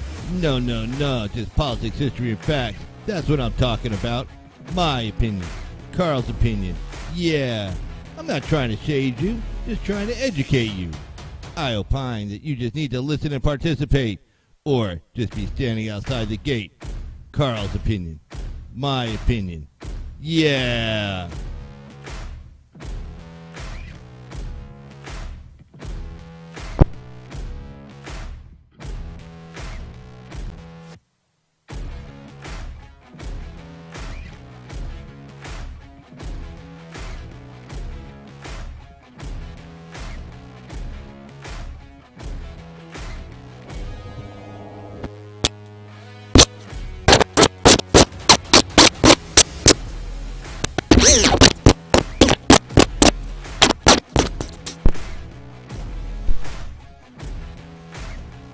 Yo, yo, yo, BS here.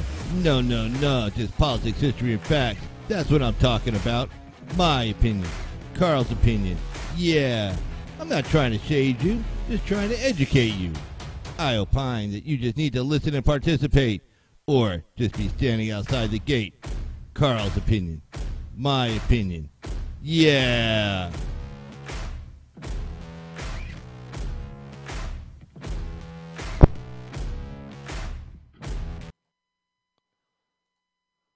Well, I hope. Oh, hold on. I hope everybody enjoyed that. That was the Badass Barrister. That was doing that song for the first time on my site, and I just want to thank Badass Barrister for doing that. Thank you so much. That was really great, really great. I'm sure a lot of people enjoyed it in the chat room. So, anyway, yeah. So that was Badass Barrister. And let me get the phone number up here. Boom. All right. Live call-in show. Let me call Mr. Douchebag back right away here. Let's see. Boom, boom, boom, boom, boom, boom.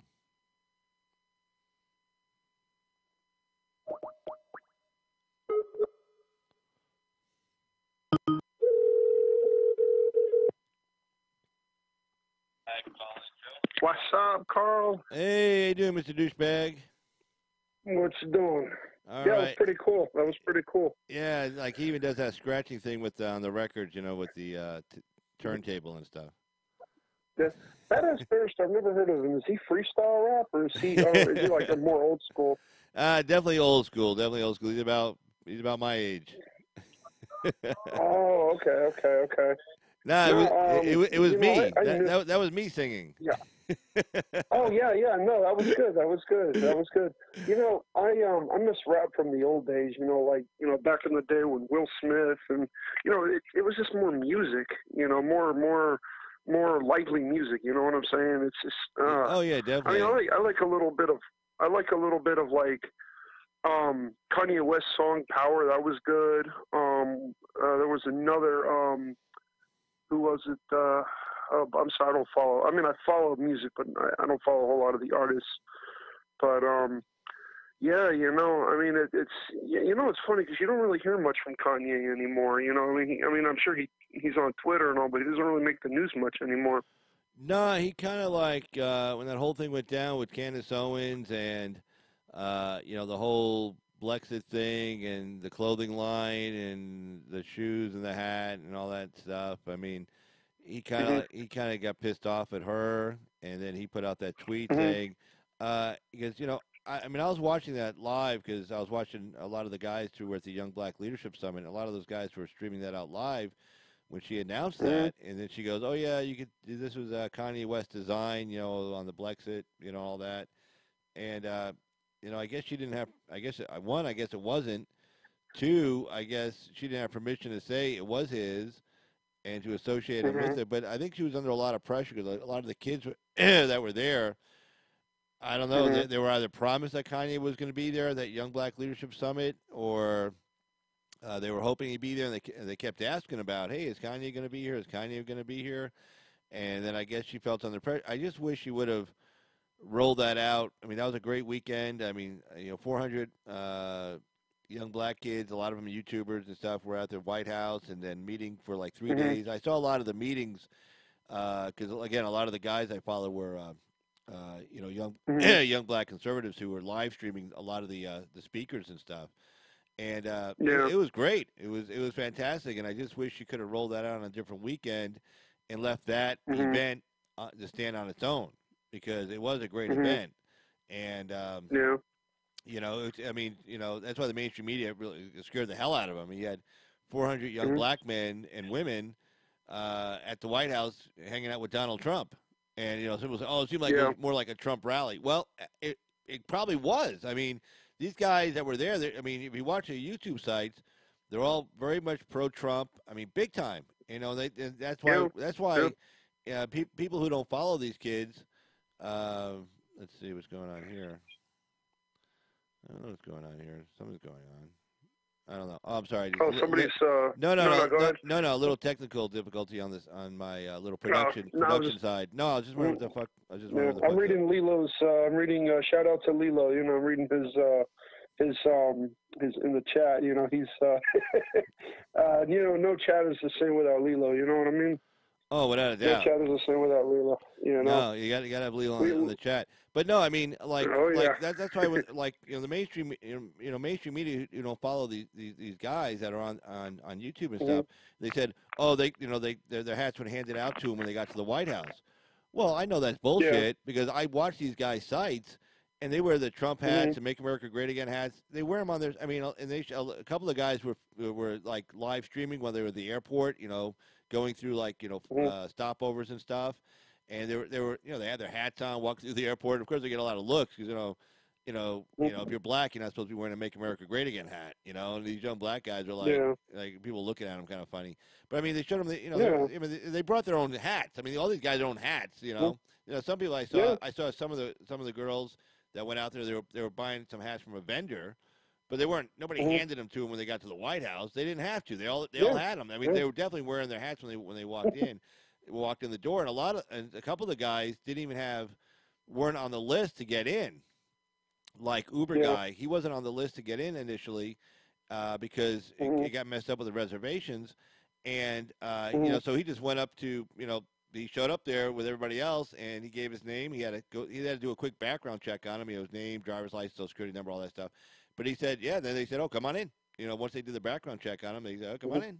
Went through the metal detector. Yeah. So I mean, it was a great event, and I just wish she could have, done her little deal on a different weekend. Just kind of, let that weekend just stand on its own. But no, but yeah, Kanye, we haven't heard. I really haven't heard much from him.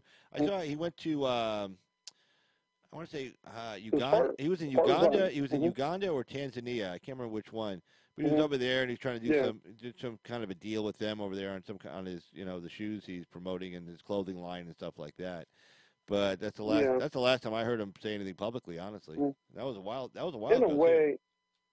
In a way, because I mean, even though he all of that stuff happened with him and Candace Owen, he's still, from what I understand, I don't know if he didn't really come out as a Trump supporter, but I think he likes what Trump is doing, and he knows that Trump means well for the African American community. I think he knows that. Just like Steve Harvey. Look at how much ridicule Steve Harvey went through. And he's like, I read a thing on the internet where they said that behind closed doors, he's like, man, there's no pleasing these people. He said he would work with whatever president got into office. And Pastor Mark Burns. He's also another huge Trump. I forget what a church he preaches at, or he's a minister, I think. But he was defending Trump. He was actually speaking up for Trump during some interview with Al Sharpton. Pastor Mark Burns was defending Trump. And you really don't hear much from like Jesse Jackson or Al Sharpton. They don't really you don't really hear them much anymore. The media doesn't really. I don't know. I don't really. I don't really follow those guys. I don't really. I've never really. Their name pops up in the media every once in a while, but that's really all I've ever seen of them, or But these people, they make a living off of division, and they make a living off trying to keep people divided amongst each other, and it's like when I watch Derek Grayson. Derek Grayson is probably the most. He's more insightful than Douglas Ducote. I think he's more insightful than Stexenhammer. Because Derek Grayson gives it to you not just from a conservative perspective, but he gives it to you like how they would, how they attack the right, basically. How they go, how they try to strip away at our rights, and like I know on a couple of occasions he's actually said that Trump is going to get the wall.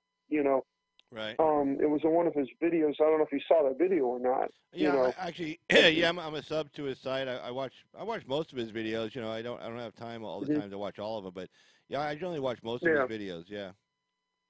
Mm-hmm. But he seems like he's he seems more optimistic in his videos lately than he has been in the past. And when I know when. Oh, Carl? Yeah, I'm still here. Yeah. Oh, okay. No, sorry. He like I was saying, he's more optimistic now, but than he was in the past. But we have to like people have to work with organizations. We can't just get out and vote. You got to work with an organization. It's funny. I know liberals who donate to the NRA's gun safety program. Strictly to the gun safety program, because they know that you're not going to be able to just go and take people's rights to own a gun. They know this. You know what I'm saying? Right. And and there are some sane people on the left. There are. They just they have more reason behind, like, what was it? I'm trying to think of something, a discussion I was having with somebody, like, nothing government controlled is good, especially if you put it, free college and free education. But somebody was like, well, why don't they put a 7% sales tax on a lottery? Okay, well, that sounds a little bit more, I don't know how you could do that, how you would tax a lottery ticket. I guess you could, but I don't know how you would do that. But, but he was talking about like, well, if they were to do this and try to weed out the corruption in the lottery, because let's face it, the lottery doesn't go to cover schools. Right. If they did, you wouldn't have massive teacher layoffs every summer. Or teachers, should be getting, teachers who provide a quality education should be getting paid, a decent salary. You know what I'm saying? Right. Depending on if they have the highest, like if students are, coming out of that school, with above 4th or 5th grade reading levels, you know what I'm saying? Basically depending on their academic achievements, based on what they learned in those schools, but anyway, again, anything government controlled is not good, especially, government has to be sizable, but it doesn't need to be big to the point where we have no say in our lives. That was one of the things about the Great Depression, back in the day when, the Roaring 20s, economy was good, then stock market crash of 1928. And then, you had people going to the banks, taking the money out, and that also attributed to the Great Depression, Oh yeah, because hence the FDIC came about because of that, so that people would know that you could keep, even if the economy kind of goes down the toilet, now it's up to I think 100,000 or 200,000. Yeah. Where that your money is protected by the federal government, so even if your bank collapses, you're safe up to $100,000 or $200,000 in your deposits. Now, people have more than that. Yeah. Well, hey, the FDIC isn't there to protect everybody. It's just there so that if you're like a working class, middle class person, you got money in the bank, you got maybe a long-term CD in there or something like that. You're protected, and so you don't. That's why you don't get run on the banks anymore, because everybody knows that even if the bank shuts down, the FDIC is coming in to make sure that you're going to get your money. You may not get it right away, but you're going to get it within a few weeks, a month, or whatever it takes. So no, a lot. There were some reforms that came out of the Great Depression that were good. A lot of them. It's funny, the debates, on Social Security and stuff. You go back and look at some of the committee debates and the floor debates on it. Was that there? It was funny that people were saying, no, if we do this, it's going to grow. It's going to grow out of control. You'll never get a handle on it. Everybody's, oh, you're crazy. What are you talking about? Of course, we're the Congress. We're not going to let it grow and expand and all this stuff. No, don't do it. It's crazy. And like, nope, sure enough, it's the same freaking debates they had when they were doing doing Medicare in the 60s. Same exact debates. Everybody's saying the same thing. No, people are going to stay on it forever. Medicare, and then of course welfare. Oh no, it's just a little, pick me up, little hand, hand out, hand up, just to get people on their feet. No, people are going to be staying on this forever. It's going to expand. It'll keep going, and sure enough, there it is. Same argument. Well, because Social Security was actually designed because what they had done was expand on socialist programs. See, that's where these progressives confuse socialist programs with becoming socialism. Right. And I was having that discussion today. It's like, Social Security, it's not really like even socialism, because even though you get more than you pay in, you pay into it. I mean, the individual actually pays into it, comes out of their paycheck every week. I mean, they're paying for it. But I mean, you take out a lot more than you pay in, obviously. But until the federal government started, grabbing that money out of it, to make up for budget shortfalls, it was doing just fine. It was funded. It was fine. Yeah. But then, just like with the post office was always fine. It was always balanced. It always had extra money in reserves for new expansion, for new equipment and stuff like that. And then the feds ran into that shortfall that one year. They grabbed a bunch of its money out. They grabbed some more the next year, and then suddenly the post office is having to raise stamps up to now it's 55 cents a stamp. They just went up 5 cents. Well, the feds have their hands in everything. I mean, you could have $100 loan from a bank, and the Fed has its hands in it. You know what I'm saying? Through the interest rates and the money you pay the bank back. I mean, you could have a $2 loan, and they'd have their hands in it. Right. I mean, I know I'm being a little dramatic, but but it's essentially I mean,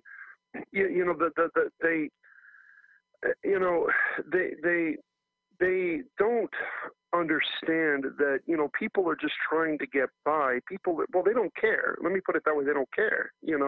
People are just trying to get by, take care of their families.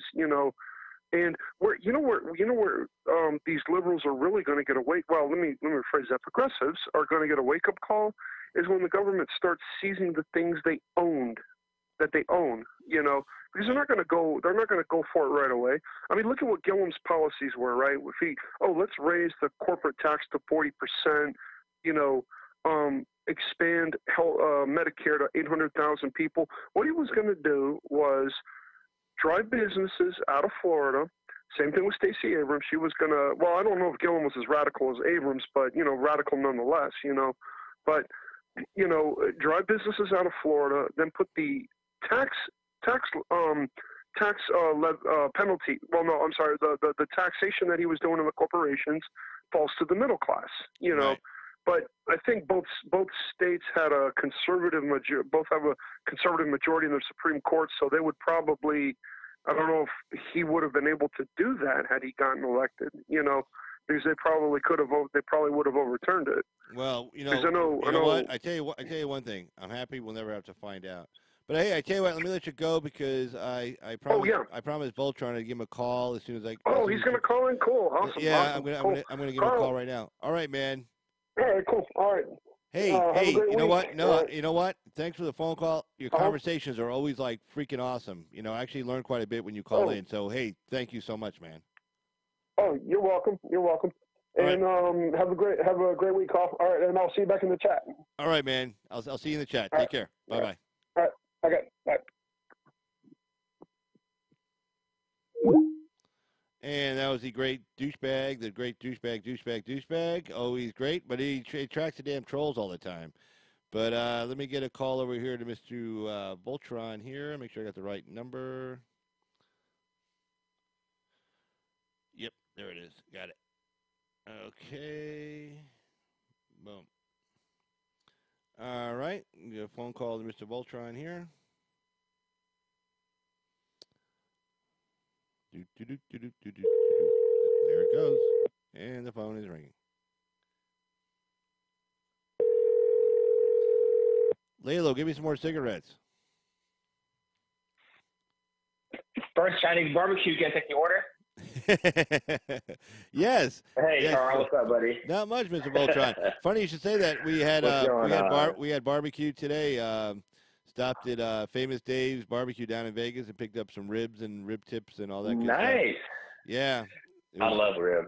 I love ribs, man. I got an Instant Pot recently. I cook ribs on it now, and it's so easy now. So, any case, hey, Carl, love your show, man. I've been listening for the past couple weeks, and you got a great chat room. You got a great setup, very personable, very nice to everyone. Everyone's in a great mood when it's in your chat. So I really have enjoyed it. Thank you. And I called in today because of your rap at the beginning of the show. You like that, huh? Man, if Carl can do that, I like that. If Carl can do that and put stuff out there, I can call in and just say my 2 cents. Right? Oh yeah, it's like you say, well, shit. If Carl's doing rap, man, I mean, I could definitely call in. Yeah. But yeah, no, I got it. Go ahead. Go ahead. Oh no, I was gonna say, I bought a turntable, for that scratching on the record at the beginning, and then I downloaded. My goodness. Yeah, then I downloaded some music, and I think I mentioned it the other night. Like I have this thing. It's called musicbed.com, and it's like a bunch of young artists, and they're not making a lot of money, and you pay like a fee for the whole year, and you have access to all this music. And some of this music is really good. I mean, some really good stuff. Yeah. And some of these guys might get famous. Dude. Yeah, but you get to use it without a copyright strike. Because they okay. Yeah. In fact, when you sign up for it, when you sign up for it, you tell them which site you're on, and I write YouTube, and they clear everything through YouTube. So YouTube puts a copyright claim on it, a claim, not a strike, big difference. And then MusicBed, they automatically just clear it, and then YouTube says on your site cleared, and then MusicBed sends you an email saying, yeah, we cleared your production. You're good to go. Yeah. So for like $10 a month, cool stuff, man. Yeah, you get all this great shit, But yeah, hey, did you like my lyrics and my vocals? Did you like that? Man, it was great, dude. It was awesome. I'm telling you, I saw what you did there, man. You putting stuff out there. You don't care about what people think, and you just did it.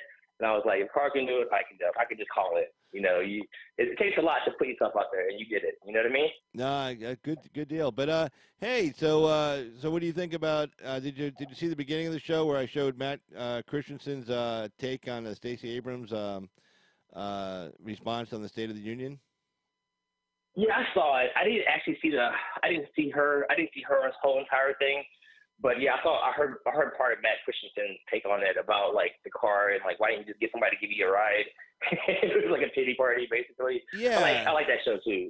Beauty and the Blonde and Matt Christensen is a pretty good show also. They do that. They did good stuff. They do that Sunday night, like back and forth thing. Yeah. That's a pretty good show. Yeah, but I mean, you want to go ahead. No, he doesn't get enough credit. I mean, like I like him because he's fair. And he doesn't try to spin things. And usually when he says it, I usually believe what he says. I don't believe what anybody says, but when he says it, I usually tend to believe it. All right? His take is pretty good. I like his takes. Yeah, no, because, he does a lot of research and everything. And he's up there in the Northwest with all those crazy people. You can almost feel for him, So it's like, he has to wander around all these liberals and stuff. But, I like his take on that. It's like, because, when they were doing that response that night, I was doing it live here, so I was kind of half listening to her, but kind of paying attention to the site at the same time. So I really didn't get into all the detail. Then when I heard his thing this morning, I watched it this morning. I'm like, yeah, that story doesn't make any freaking sense. I mean, it's all. Like we had one. I mean, it was funny. Like we had one car. Make an arrangement. We had one car for a good part of my childhood. And either my dad would take the car, and my mom would drop him off, to carpool in with somebody else. Yeah. I mean, you change work schedules to get rides. You would change if you had two different jobs. I mean, the one person had a job, and the person had a job. You'd make it a schedule to where you could share the car, maybe instead of walking 30 miles. Yeah, I mean, who the hell walks 30 miles? I mean, hitchhikes 30. Nobody does that. I thought she was going to say like he walked uphill both ways. That was the only thing she had to say. Recently though, on the news, like I've heard two stories in the past year when people have seen kids or adults walking to work. They would do a fundraiser to buy them a car. Have you heard those stories? No, I've never heard that one. I'm going to start walking to work if that's true. Maybe buy me a car. I'm telling you, it's happened twice where two different people, two different states, they were walking like a long way. Somebody noticed, and they just did a fundraiser and bought them each a car. Surprised them for it. Going, oh wow, you guys are good, walking to work every day. Well, I did a video a long time ago and I got it from Grindle61. He's out of California. I don't know if you ever watched him. Nope. Yeah, poor guy. He's right there, like he's in West Covina, which is between, like, say, Riverside and L.A. Off the 60 and 10 freeway. And that poor guy, because he's surrounded by all these leftists. And we talk about walking to work. A lot of jurisdictions they're trying to get these safe streets program put together like they do in California, where they make it actually more difficult to drive to work, to the point where you either want to like take mass transportation, ride a bike or walk. And so when you kind of brought up you see people walking, it's probably because a lot of these states and little small cities are making it really a pain in the ass. They're reducing like 4 lanes to 3 lanes to 2 lanes, bike lanes. Whatever lanes, all that kind of shit. But that is funny, though, that somebody actually do like a GoFundMe or raise money for somebody because they see him walking to work. Hey, maybe so. Hey, but you know what? You would think that the dad would get a bike. If he has to do that every day and walk 30 miles, get a bike. It'd be a lot better than walking, would it not? Well, yeah. I mean, 30 years ago, they made bicycles. I mean, it make it sound like they were like in like the deep south. Like I thought you could say they had an outhouse or something. I mean, like you're right. If you're gonna walk to work, then a bike, you can walk 3 miles an hour. You can take a bike, go at least 12 miles an hour. You can speed up your time by 4 times. No, the whole story is stupid. Oh, it sucks. That's why I quit watching Walking Dead, is because I'm like, why are all these fools walking? And like, they get a car every once in a while, it runs out of gas, it breaks down. They should all be riding bikes in Atlanta, post-apocalyptic days. Oh, I should be riding bicycles. There's plenty of bicycles in garages everywhere. Go find a bike, dude. Well, yeah, Right? it's like if there's like a plague or something like that, like it doesn't wipe out like aluminum, Yeah. Well, I always said that. My friend was like, well, that's why it's called Walking Dead, man. If everybody it would be called Riding Dead if everybody had bicycles. I'm like, all right, it's just a TV show, but I would be riding a bicycle. Hey, let me ask you, what part of the country are you from? I'm in Texas, man. I'm in Texas, DFW area, Dallas. Oh, Dallas Yeah. Fort Worth. Oh, I lived in Houston for Dallas Fort Worth. Yeah, I lived in Houston for like 8 years. Yeah. I went to Strake Jesuit and University of Houston for 2 years. Oh, okay.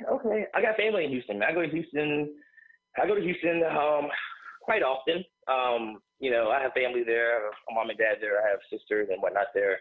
It floods too much for me to live in Houston. That place is a mess when it rains, is it not? Oh, well, I remember because, we used to play tennis when we were kids. And so, like, in the summertime, you would just plan on, having to sit under, like, a porch or something, wait for the rain to stop. Then you wait for it to dry. But it's funny. It would dry up so damn quick after it stopped raining. It would rain like hell for an hour. I mean, like hell. I mean, crazy rain. Yeah. And then, then the sun would come out, and you could just feel the humidity because everything's evaporating. And then you get the little squeegee brushes, and you just start squeegeeing off the court. And literally within an hour of the rain stopping, you were playing tennis again. But yeah, oh my goodness. Yeah, well, but humidity lately, is terrible. Ugh. Oh yeah, it's hot. It's hot and sweaty there, man. It is something else. But you'll be pouring sweat just walking down the street. No one's outside. No, I remember being out at the club. I remember being at the clubs at like 12:30 at night, and it was like you're just sitting outside just pouring sweat. I mean, just pouring sweat. Carl, how old are you, man? How old are you? Are we the same age? I might be. 50, how old are you? 53. 53. Okay, I'm 45, so I'm right there there with you. Yeah, pretty close. Yeah. So we we know the same things, all the same references. That's pretty good. That's kind of cool. So. Well, yeah, we're from the generation. I always say we're from the generation when men were men and women knew it. Right. Dude, we could go outside and play and do whatever we wanted all day long. So like, whenever it got dark, I had to go inside, but that was it. There was no rules or anything like that, and it was pretty much you're on your own. There was 3 channels, that kind of stuff, right? Oh yeah, no, I mean, kids today. I mean, like we have this obesity problem with kids today. And I I swear, I'll be driving, down the street near a school zone.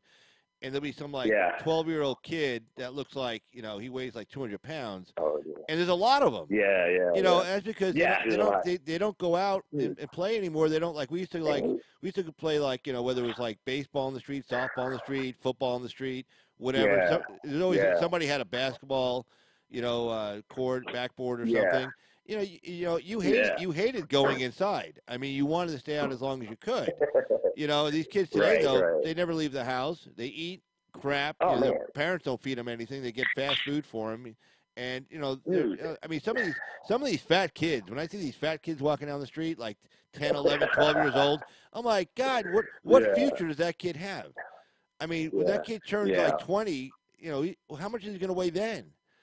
And then diabetes and all the illnesses that come from it. It's really gross. Yeah, it's sad. I've got a 12-year-old and a 10-year-old, and I have to make them eat, man. These kids will not eat. I have to shove food down their mouth because they just do not ever want to eat.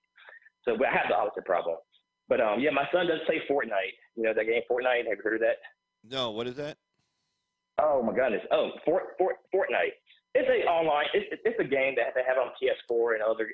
It's really, really popular with the kids now, where they play online together, and they're playing with their friends at least. Like you can play in a team and you play with your buddies from school or whatever. But they're actually talking to their buddies, like the people they know. You know what I mean? Not just strangers and random people. But they can play as a team. It's just a shooting game. It's just a first-person shooter game, kind of basically. But the technology is pretty neat, though. I don't play games anymore, but it is pretty interesting what they have. They have some cool stuff, man.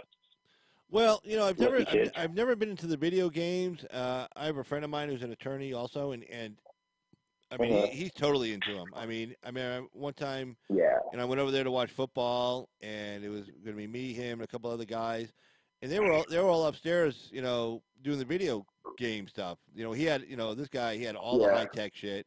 And I'm sitting downstairs with his wife, and I brought a couple of pizzas over.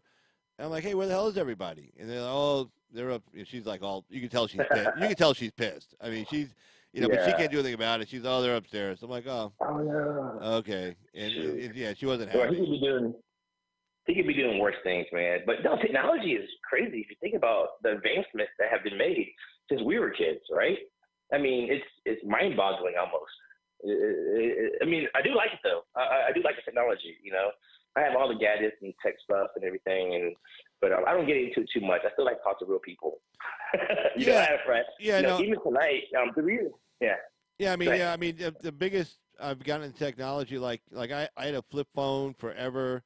Then finally, AT&T offered me a free phone, it was like a Samsung 5 at the time, and I was real hesitant to get it. Yeah, and then so I got it. And I remember I was in the courthouse, and everybody used to bag on me for my flip phone, and everybody's looking at me like all the other attorneys and prosecutors. They're like, "Oh my God, look, you got a smartphone?" I go, "Shut up, leave me alone, just leave me alone," you know. Carl. Okay, man, listen. I forgot. You're the one with the Note 9, right? You have a Note 9 now, yeah, right? Yeah, now I have the Note 9, yeah. Okay. That phone is awesome, dude. And Carl, you deserve the top of the line phone every year. Okay, you're an attorney. You can like write it off or something. You deserve it. You should get it all the time. Okay. Well, nines are great. Okay, like today, I'll give you an example. Today I went to get food. I just got back from getting some like Chinese food or something like that. I left my wallet at home. I really did. They didn't have the Samsung Pay because it's like a register, but I was able to go to a convenience store, buy another item, and get cash back to get the cash for the Chinese food I needed. So it does save you. It saved me tonight. It really did. Okay. But Samsung Pay works great, man. It's better than Apple Pay because Apple Pay works on like NFC. It's like it's called NFC. It's like one technology. Okay. Samsung Pay has two. Okay. So if NFC doesn't work, it works by another means of communication to the credit card machine. And that one, if it has Visa, Samsung Pay will work.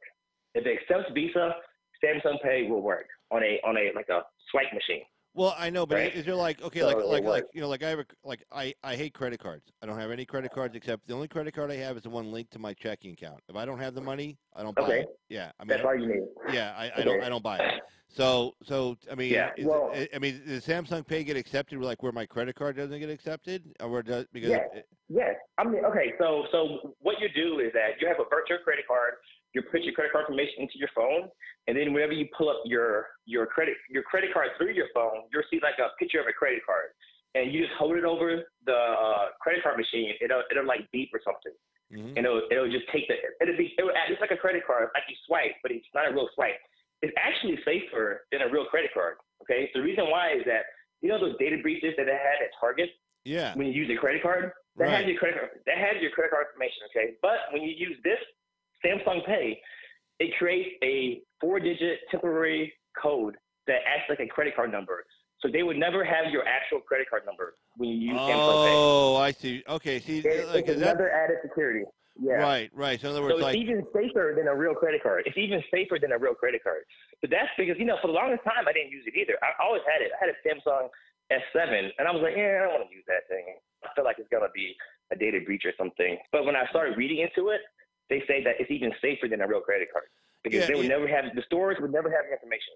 Yeah, see that part I like. See, that's for me. That's worth looking into because I've been a victim of identity theft a few times, but the bank I'm with is like awesome, and I mean literally, they'll call me and flag me and say, hey, we flagged your card, we shut it down, and your money will be back in your account in a few hours.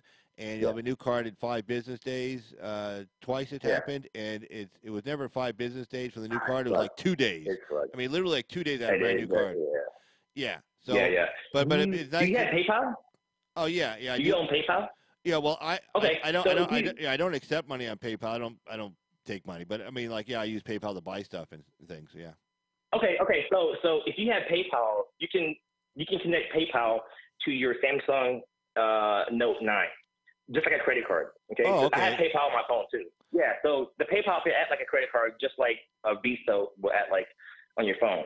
So because I saw that's one option. Yeah, I saw PayPal was doing a credit card thing also. It looks like they're trying to get into that as well. It's the same thing. I have 4 cards on my phone. I have like 2 debit cards. I have 1 credit card, and I have PayPal. I was playing around with it. I don't want to keep all those cards on my phone, but I was just playing around with it, and I've tried all 4, and I've used it a bunch of times. I just got this phone about maybe a month ago or something. So I've been experimenting with it. It's pretty cool. I like it. Yeah, I mean, the only reason why I did the upgrade because there were some documents that like I'll get documents, Oh yeah, you can emailed cite to them. me. You can cite Yeah, them. yeah. So there's some documents that I wasn't able to open up from different attorneys in like the DA's office. Oh. So I finally had to bite the bullet. I went with the 9. Of course, now I have no problems. Everything opens up. Everything's Yeah. done. Yeah, Forget yeah. about it. But I'm yeah, telling you, man, you I tell you deserve it. the most I've gotten in technology is like doing these live shows because Oh, you're great. well, and like I say, like when I see somebody who's doing like a live like production, I don't mean just a guy who stands in front of a camera and talks because that's not hard. Yeah. You put a webcam on your laptop, you're in. But I mean, guys like guys who do the production like Axe and those guys, um, you know.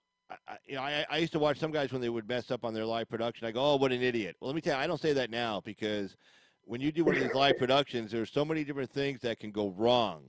So you're actually like the newsman, and you're the guy in the CNN production room in the back. All in one. Yeah, you're all in one. Yeah. Yeah. So like the other night when Axe he was talking, we couldn't hear him. He goes, "Oh, I actually muted my volume." I've done that too, where like I'll start talking and I'm talking, and all of a sudden I go, "Wait a second, I don't hear anything." And I look down and like, "Ah, shit," and you got. Because there's like so many things that go wrong before you start, and once you start, it's like, so sometimes you have to do like what Axe did the other night. Like he was, I'm just going to reboot. Like just gotta, hell with it. I'm going to back out of all of it and reboot it and start back over again. Because sometimes that's all you can do. That's all you can do. Carl, you're doing great, dude. I mean, your show. I mean, like presentation wise, it looks really good. Remember I asked you about that program that you're using, and you told me how much you paid for it. It shows. It looks legit. Okay. Oh yeah. God, it's a great that VMix. VMix is it's awesome. I mean, you could do. It looks great. You can do so many. I mean, you could like I do primarily live, but you can also like do all that production and do. You can record. Like recorded video and then shoot it up to YouTube for like a recorded video. So I mean, it allows you to do so many things that you can do it. I can do everything. I can do pretty much whatever CNN can do in their room. I mean, if I had 4 guys at once, better. But I mean, the technology is there where you can do everything that like CNN can do. Yeah. A lot of the people who use this are like professional type people. So yeah, it's a great program. What kind of mic are you using? What kind of mic are you using? Yeah, it's well, hold on. Sennheiser? Yep, you got it. Sennheiser, and the model number is, hold on, E945. Okay. Yeah, I've been looking at that kind of stuff. It's interesting, man. Like I said, man, I like tech. It's pretty cool. It's interesting. Yeah. You know what I mean? Like you can delve into it a lot. Yeah, like I had a different Sennheiser I was using, but I didn't like it. It was like the starter mic, and which was good. It worked good, but I have a real deep voice, and so I needed a mic that went with a deep voice because they had this model and another model, and this model was actually a little bit cheaper than the next model up. But when I was on Sennheiser's site, and they said, okay, if you have a deep voice, don't go for the more expensive one. Go for this one because this is the one you need. Really? Yeah. So it was a great. Nice. I like when a company does that. They, don't just buy the more expensive one. Buy this one because if you have a deep voice, this is the one that we made just for people like you. I'm like, oh, good. That's people like me. So yeah, then you get the. I got a mixer board also. So. So I plug everything in. Yeah, I can adjust it's an XMR. It's an XMR mic, right? XMR. What they call it? Is it the USB or XMR? XLR. XLR. I'm sorry, XLR. Yeah, that's fine. Yeah, I had when I first started, I had the USB mic. I had the Blue Yeti mic. In fact, I still use that one when I call in, which is kind of weird because with the dynamic mic, you have to get right up on it, right? Well, with the with the compressor mic, you don't want to get right up on it, or you're going to blow it out. You blow people out listening to you. Right. So the first time I called in using that the not compressor mic, whatever it's called, but the condenser mic. XLR. First time I called into Axe using the condenser mic after I used this dynamic mic, I listened to myself and I go, damn, I was freaking loud. I went back listening to myself, and then I looked at my gain. My gain was all the way up and everything. And I'm like, Jesus Christ. So yeah, I always got to remember which mic I'm on, because a condenser mic you need to actually sit back from it, whereas a dynamic mic you have to get right up on it. But no, it's a lot of fun playing with all this stuff. So Carl, what made you want to do like the YouTube channel and everything? To sit there and talk and do all this, great. I love it too. Like, what made you decide to say, I'm buying all this equipment, I'm gonna start talking to people? Like, what was it? Well, it was mainly my wife. She goes, you call in a lot, you watch a lot of this stuff, you have a lot of opinions, and it was kind of like her idea on the name Carl's Opinion. She's like, she goes, she goes, you're always calling in different sites, you're always watching their sites, you're always supporting their channels. She goes, why don't you like do your own? I said, well, I actually have a YouTube channel. I have all this stuff, behind it. And I have a Google account, Family Plan. It's like $14 a month. She goes, well, why don't you get it up and going? And I'm like, well, it's going to take a while to, she goes, well, shit, just do it, And I'm like, okay. So, but what I've done, though, is like, I'm not a rich guy, so I don't just go out and buy a bunch of stupid shit. So, I had the camera already. I have the laptop, obviously, and the laptop. What's the camera? What's the camera, by the way? It's what's your camera, by the way? Yeah, hold on. This is HP 1080. HP. Yeah. Is it a webcam? Is it a webcam? Yeah, webcam sitting right on top of the laptop. Oh wow. Yeah, webcam was good. Okay. Oh no. These in fact, when I first got it like a year or so ago, I looked at it, I go, that's it. I felt like I got ripped off. But the quality, they're 1080, HD cameras. The quality, you can see. No, it's legit. Yeah, and Logitech makes some good ones too. I have one of those. Right, they're 920 probably, like a 920. Yeah, Logitech 920, something like that. Right. Yeah. So you just gotta like do your research and just build it up slowly. Like I didn't go for the mixer board right away, but I was having a problem with my Skype phone calls, trying to work it in through the software. And then I was reading up on it, and one guy said, "Oh, it's a pain in the ass. If you get a mixer board, you can bring it in this way, hook up this thing, buy this thing, and So as I've been budgeting for it, I've just been picking up something here, something there, and it's fun learning it. It's frustrating sometimes. Sometimes you just want to throw something at it, like, Arr! But like people, some people use OBS software for production software. Don't use OBS. It sucks. That really? You'll shoot yourself. Okay. Yeah, you'll shoot yourself. But like, I've heard people talk about that. Yeah, if you have an Apple, Ecamm, that's what Axe uses. Ecamm Live. Ecamm. Ecamm Live. Right. If you have a PC, then use what I use. I have Apple. Yeah, Apple. Then Ecamm. Boom. I have Apple. Yeah, Ecamm. Ecamm is the best program out there. Out of all of them, I looked at all the reviews, watched a couple of videos on it. Yeah, definitely Ecamm. Okay. Yeah, Shoot. but Carl, two things we have in common is what was it? I had to tip my tongue. Two things we have in common. Oh, I know what it is. We're both avid smokers. Yeah, there you go. Okay. Yeah. We're both avid smokers, and we're both mods on O'Shea Duke Jackson. Oh, you dig that? Oh, I didn't know you were a mod over there. Yeah. That's why, hey, look, Carl. That's how I discovered you, Carl. That's how I found your channel. Because remember that show where they were talking about should non-whites be able to be a part of the Negro Manosphere? Remember that part? Yeah. That show? I definitely remember that show. Yeah. Right.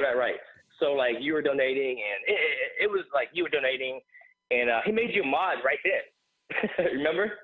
You just all of a sudden you were a mod because first you were just super chatting. Just super chatting. I don't know. And then he modded you just right then and there. I was there when he modded you, when he crowned you. Oh, okay. Yeah. Well, I thought it was nice of him. Yeah, that was after I did that interview with him. Or was it before? Now I can't remember. Yeah, I think I've seen you that interview too. You look familiar. You know what I mean?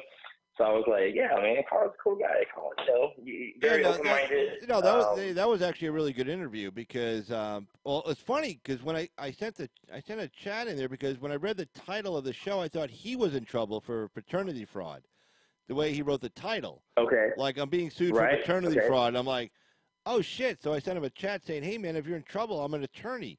Like, do you need some help? What's up?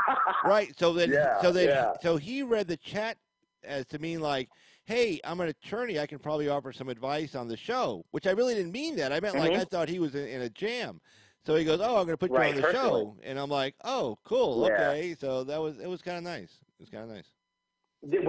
How long ago was that? Did you have equipment back then? Or was it a call-in or was it like a Skype? Like, I vaguely remember it. No, he does. He uses Google Hangouts. Google Hangouts. Okay, Google Hangouts. He's a cool guy, man. He's a very interesting guy. That guy Oh is yeah, very totally. talented. No, definitely without a That doubt. guy is very talented, man. I mean, he could do anything. I mean, I think he could do satellite radio. I have that much faith in that guy. Oh no, He could do satellite radio and hold a show down by himself anytime, any day. And he's a physician, and he's trying to be he's going to medical school, all around doing all this other stuff. That's amazing. Well, the only the only thing I think of, he must have like a photographic memory, because when I was in law school, there was no way I could have been doing 8 hours a day of a YouTube I don't channel. know, man. There's no way I could He's a have been very doing talented guy. Yeah, I mean, He's a very special guy, man. So. Yeah, no, Yeah. that's crazy that he's able to do all that at the same time. But no, I said that. I go, Right. the quality of work he puts in. Because people say, "Oh, you super chat." It's like, well, this show shouldn't be for free. This is like a really great show. I mean, Yeah. somebody should be getting paid for this. Because I wrote on there, I said, Right. I wrote, this is like HBO quality stuff. I go, and those guys like Bill Mhm. Maher and those guys and that other idiot, they get paid 7 figures a year. I mean, and this show, his shows are better than their shows. I mean, it blows them away. Hey, listen, man. I don't go out anymore. I'm older. I don't spend money at the bars anymore, and I don't mind going to a show and paying $5 or $10 episode just to get my thoughts out there and just to add on to the conversation. You know what I mean? It's pretty neat to be able to just add to the discussion, and I don't mind paying for it either because I feel like they deserve it. You know? Yeah. You know? No, So I mean, that's what I've been doing. No, I have no problem doing it. Yeah, I totally agree. That's how I feel about it. It's like, hey, I Mhm. go like, you almost feel guilty. Like I should not be getting this for free. I mean, this is like really good. Right? Yeah, I do. And then then his Rumble shows. I mean, that's like totally insane, off the chart kind of stuff. I mean, that's just. I don't watch all the shows. I don't watch everything, but some of it is very interesting, man. And I tell you what, just to get off subject, kind of, but some of the black YouTubers, who's that woman? Yvette Carnell. Do you know her? Oh no, Yvette. Yeah. I'm a sub to a woman named Yvette, so it's probably the same one. The one that was on her show that time. Yvette Carnell. I can't remember her last I name. don't think she's ever been on there. I've never seen her on O'Shea Jackson. I watched a lot of him. Okay. But okay, so I'll switch to Kamala Harris, right? Okay. The black community, black YouTubers. I've listened to 4 or 5 different black YouTubers, and they do not like Kamala Harris, well, aka Kamala Harris. Well, the thing that pisses me off about the main reason why they don't like her, and the main reason they can say they can say it's this or that, but the main thing is tell me what you think. Yeah, because she's married to a white guy. No, not true. No, I don't think so. I think you're wrong. I'll disagree with you. Okay. And I'll tell you why. Okay. The main reason they don't agree with it because their whole thing on all these channels is a thing called ADOS. Have you heard of that? I saw ADOS. I saw on his site today that he had a thing. I didn't get a chance to watch it. What does ADOS stand for? So ADOS stands for American Descendant of Slaves. Okay. Oh, gotcha. So what they're saying is that they differentiate between, say, a Black American that has been here for generations, as opposed to say, an African immigrant that from Nigeria or Haiti or the Caribbean, or you know what I mean?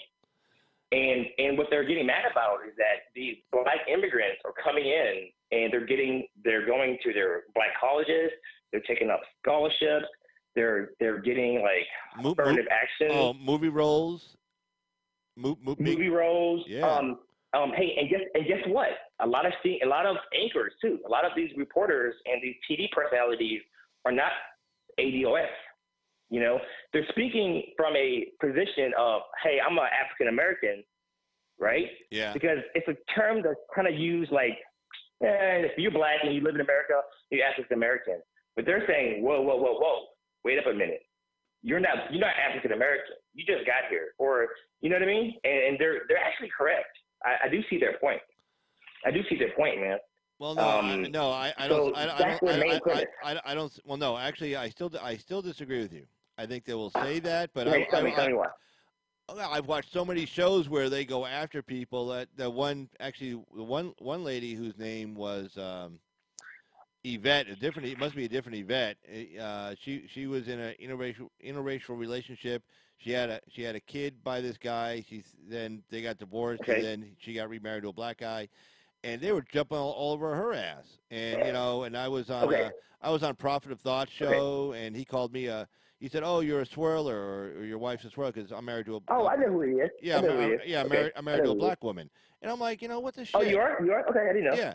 So like, right. Okay. I mean, look, there's a huge fucking identity crisis going on right now in their community, and they better fucking figure it out real fucking fast. Because let me tell you something. I was on one show, and the guy goes, "Well, the Latinos haven't passed this up yet." It's like, hey, buddy, wake the fuck up. They have. Okay. So you better get it figured out. And if you're sitting there counting about how many percentage points this person is black versus this person is white, and who's married to a white woman, who's married to a white guy, I'm telling you, no other ethnic group in this country has that discussion. They don't waste their time with it, and they don't get caught up in it. They don't get bogged down by it either. Yeah. They better figure it out. Okay, this is good news for Republicans. Okay, because these black channels that I'm talking about, they have a huge following. It's called Tone Talk. Excuse me. Tone Talks is one of the shows, and excuse me, I'm so sorry, I'm burping. Yvette Carnell. Okay, they have mad followers, dude, and they're the ones that were talking about ADOS to the CNN. Who was it? Who was that? Sanders, and who was this other one? Have you heard of Sanders? She's like CNN political. Yeah. And what they were mad about was that it is going to happen. I'm telling you, Carl, you're going to hear about it really soon, okay? What they've been saying, these newscasters, what they've been saying is that the people that are hashtagging ADOS are Russian bots, all right? And, I've been watching these shows, and they've been talking about this for about a good while. That's their platform is ADOS. That's their thing, So when Kamala, Kamala Harris. Wait, so hold on. So ADS stands for what now? African descent? African descendant of slaves. Okay. That's their like whole. That's their, I don't want to say shtick, but that's their thing. But how do you prove that? How do you prove you were a descendant of slaves? Say you were never. Say you were in here for generations, but you're never a descendant of slaves. Who knows, man? But okay. Who's that? Roland Martin. You know Roland Martin, right? Yeah. Okay, so he has Haitian background. He has a Haitian background, but he never told anybody really. This Sanders, who's the Sanders? I can look it up for you, but she's the one that's always mad. Yeah, but Voltron, here's the problem. Hate to tell you that, but people in Haiti were slaves too until they kicked the French out in 1804. Kamala Harris's dad, he's Jamaican. Well, I hate to break the news here, but Jamaica was a big slave colony of the British also. Exactly, you're right. Okay, but you know what they said? They said that if you want to take up that fight with them, you should get money from the French. Okay, you should get money from the person. That's what they're saying. I'm telling you what they told. I'm telling you what their position is. Okay, I'm not gonna agree with it, but that's what it is. They're saying that they're being really. But I'm telling you, man, this is great for Republicans because their stance is this. Okay, and they have a big following, man. Okay, their stance is that if you do not have a ADOS presidential candidate and they do not address reparations, we are not going to even talk to you. So it's going to end this. It's going to fracture the Democratic Party a lot. And I'm telling you right now, Carl. Hey, I'm wrong. I'll be watching your show for a while. Okay. I think this is going to be the fracturing point of the Democratic Party because they're not going to stop.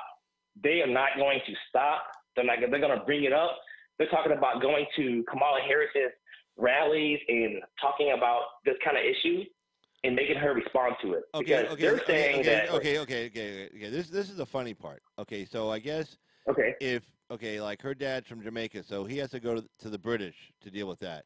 Okay, then Roland Martin's from Haiti. Wait, hold on. One thing is that her dad is not proven Jamaican. They think her dad is like an Indian from Jamaica. You know what I mean? He's still Indian.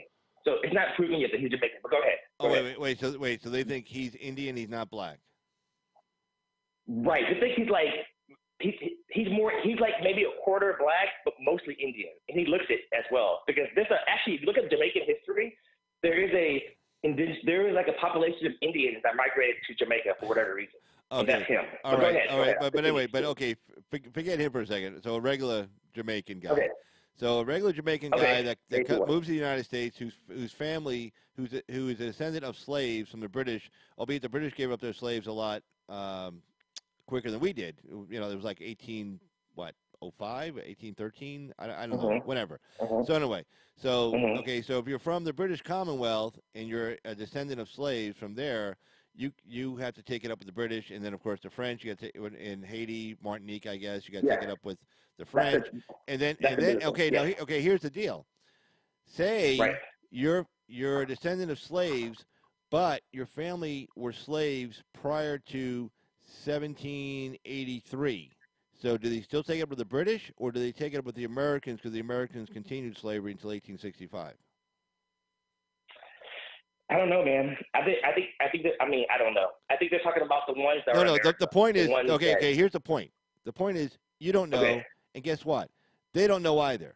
And that's the whole point. It gets back to what I was saying about the identity crisis. They had records. Yeah.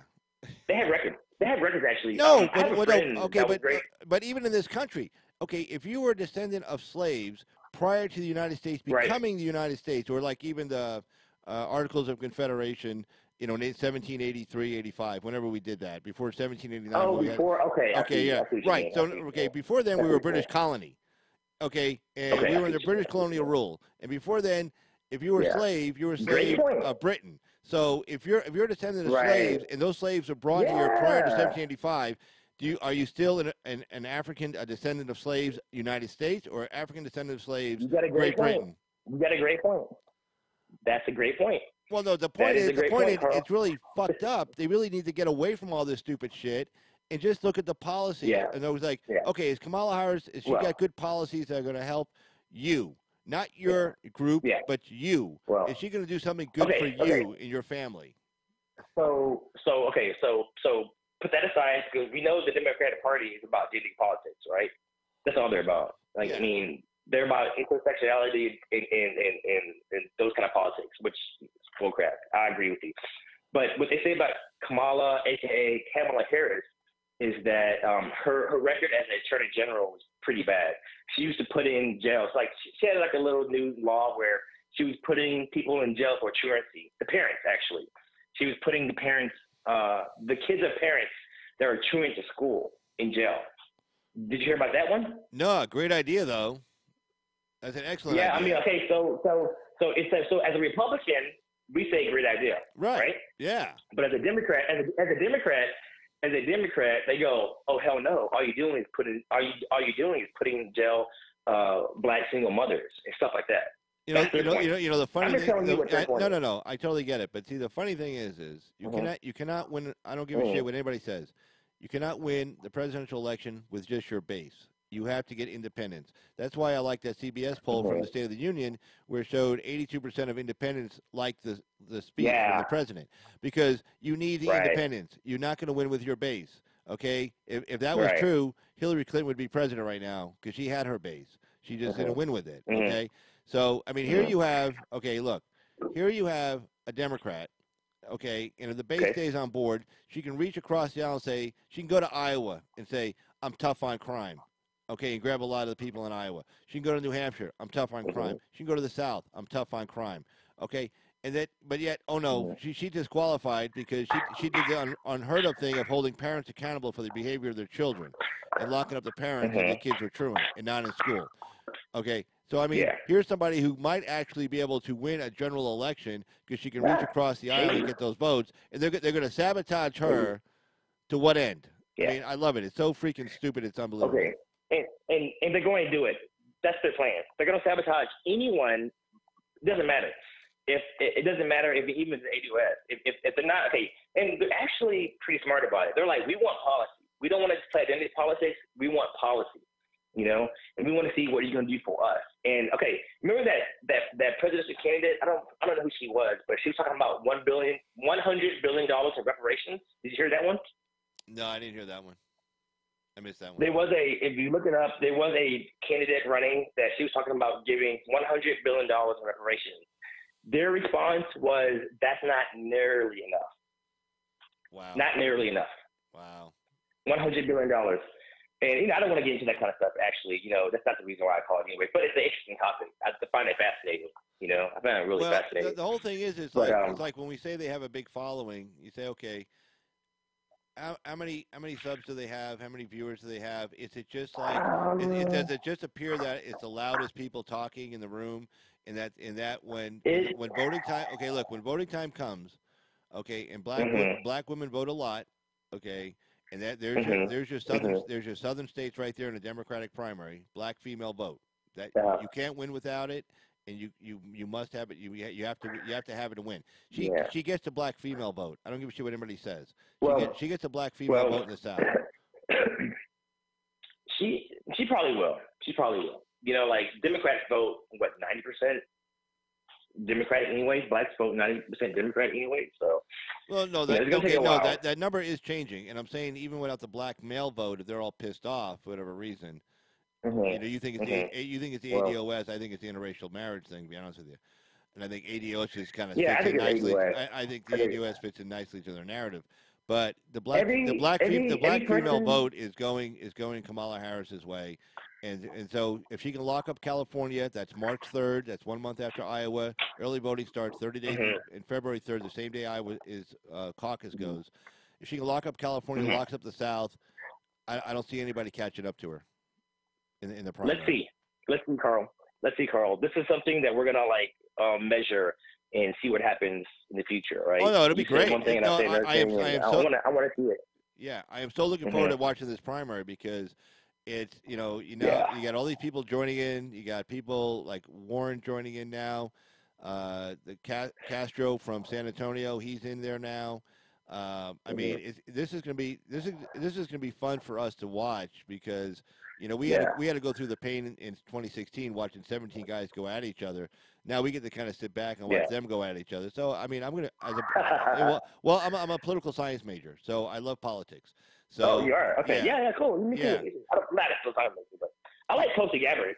I mean, I like Tulsi Gabbard for her anti-war stance. Actually, I even heard Trump was trying to get her in her cabinet. Is that true? I did not hear that. I don't know. I heard that Tulsi Gabbard, Trump had a meeting with Tulsi Gabbard when he was trying to get his team up when he first got elected, and he liked her politics. He wanted to be bipartisan, and her thing is that she's anti-war. She's anti-war. She doesn't want Israel. She doesn't want Americans fighting wars for Israel, things like that. And that's her thing. That's what her I guess her main talking point is anti-war. Well, no, I'm all in favor of anti-war. I mean, I don't like sending young kids over there. That's the biggest reason I voted for Obama in 2008 because John McCain was definitely going to get us into a war in Iran, and right. I think it was in the summertime when he came out and said, when Georgia was going through that civil war and the Russians were getting involved and Azerbaijan and all that shit, and he goes, we're all Georgians. And I'm like, oh, shit. Now he wants to fight in Iran. He wants to go fight in Georgia. I said, no, I can't see a bunch of young kids going over there getting killed because this guy has to prove he's not a coward. I'm sorry. I'm not going there. So, no, I've always been big anti-war. So. Carl, one thing I wanted to talk to you about, and I'll tell you about my stances about just in general. Okay, I'm against open borders. I want illegal immigration laws enforced. I want to end birthright citizenship. I even think there should be a 20-year moratorium on even legal immigration. It could be less, but I want some kind of moratorium because studies need to be done about even legal immigration, how it will affect the country. I'm an immigrant myself, by the way, and I believe these things.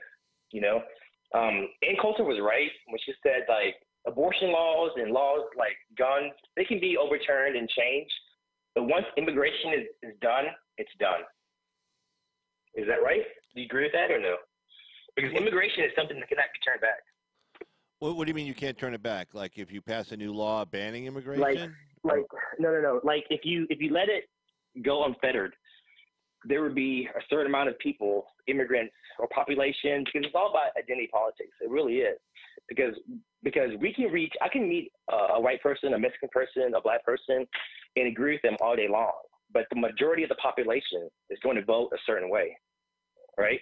So just like when people say all these illegal immigrants coming to the U.S., they're going to vote left because that's in their best interests. Well, okay, this is my take on that. Okay, 2004. Okay, George W. Bush gets 42% of the Hispanic vote in 2004. Why? He gets it because immigration was suddenly off the table because they had the promise the Gang of Eight was going to get it done. Immigration reform once and for all. So in my opinion, you have a lot of Hispanics who are single issue voters. I understand single issue voter. I'm a big Second Amendment guy. I get it. But once that was taken off the table, in other words, they just on the promise, it didn't get done. Just on the promise, they were going to get it done. Okay, George W. Bush pulled in 42% of the Hispanic vote. Why? Because, in my opinion, Hispanics. Look it up. He got 42%. Karl Rove talks about it to this day.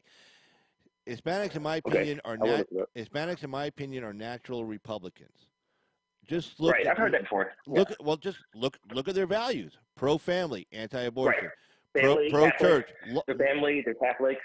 Yeah. Law and order. They live in neighborhoods that have a lot of crime, so they're very because they have large families. They're very much law and order.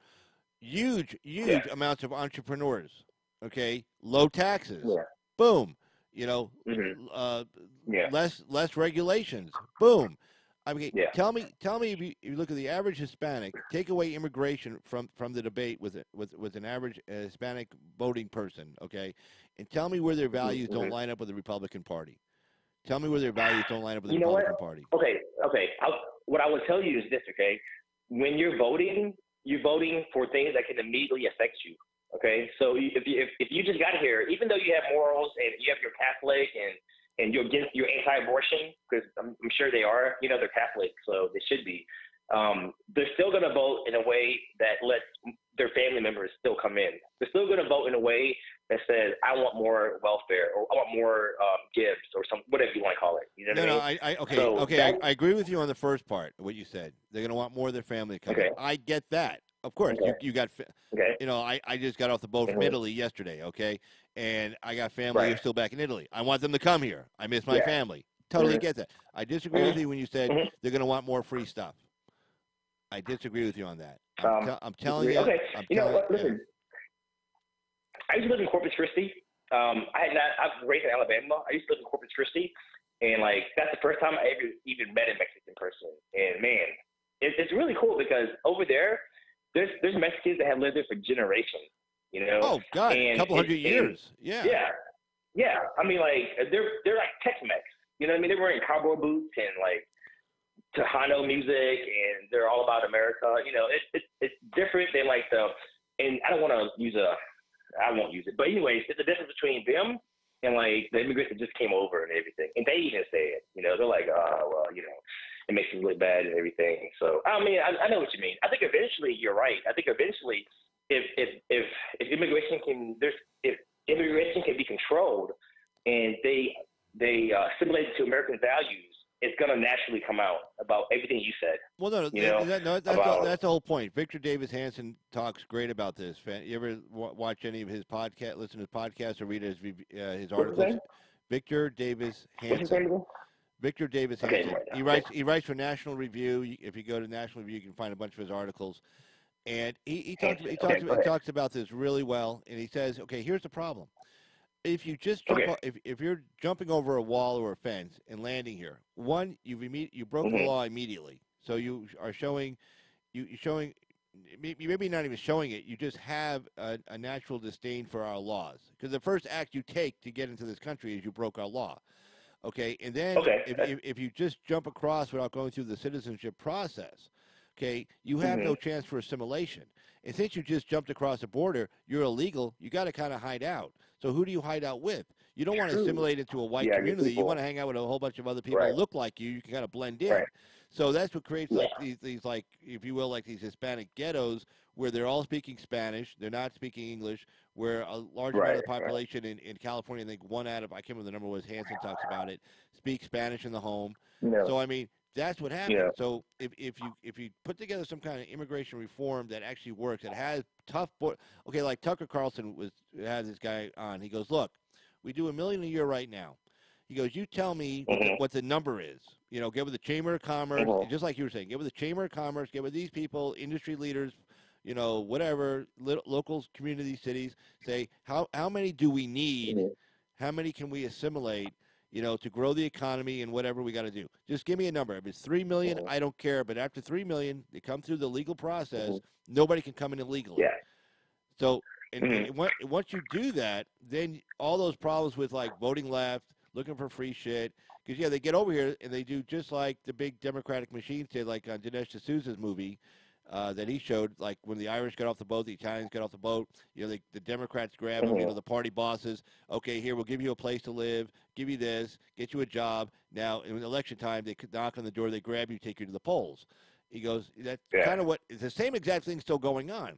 So when these guys jump across the wall and they're illegal and they're hiding out and they got family that are legal, they say, hey, look, stay with us, you know, we'll get you this, we'll get you this, we'll get you this free shit, this welfare, whatever. But come election time, you vote our way. But again, in 2004, even with all that bullshit, they still broke 42% for Bush. Hell, look what Trump got in 2016. He got, what, 29, 30%, and he was calling them murders and rapists and everything else. He still pulled in 30%.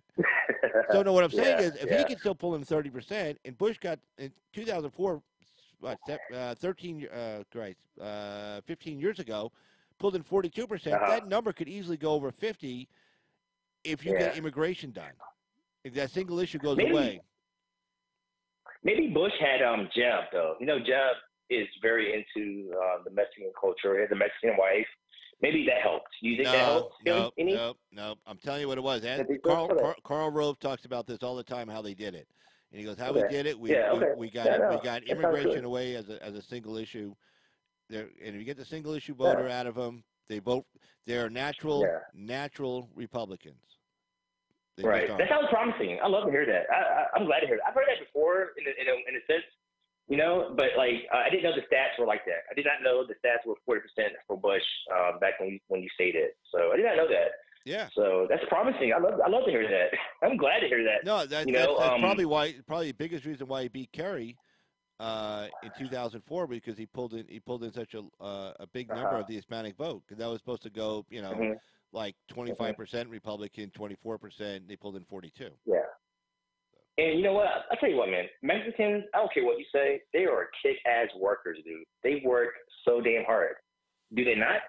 I mean, people don't. I don't think of, when I think of a stereotype, they're not lazy, man. Oh my goodness. I mean, I've had family members that had restaurants, and we've had people who work there, and they work all the time, man. They work all the time. They hustle. Well, and again, a lot of them are self-employed. They own their own businesses, and trust me, I know when you own your own business, you know, there is no 8 to 5 job. If you own a restaurant or any kind of business, cleaning business, whatever business, it's not 8 to 5. You know, you got to hustle to make money, and you don't get rich either, but you're still working your ass off. But it's yours, and when you have that sense of you know, be able to take care of yourself, stand on your own 2 feet.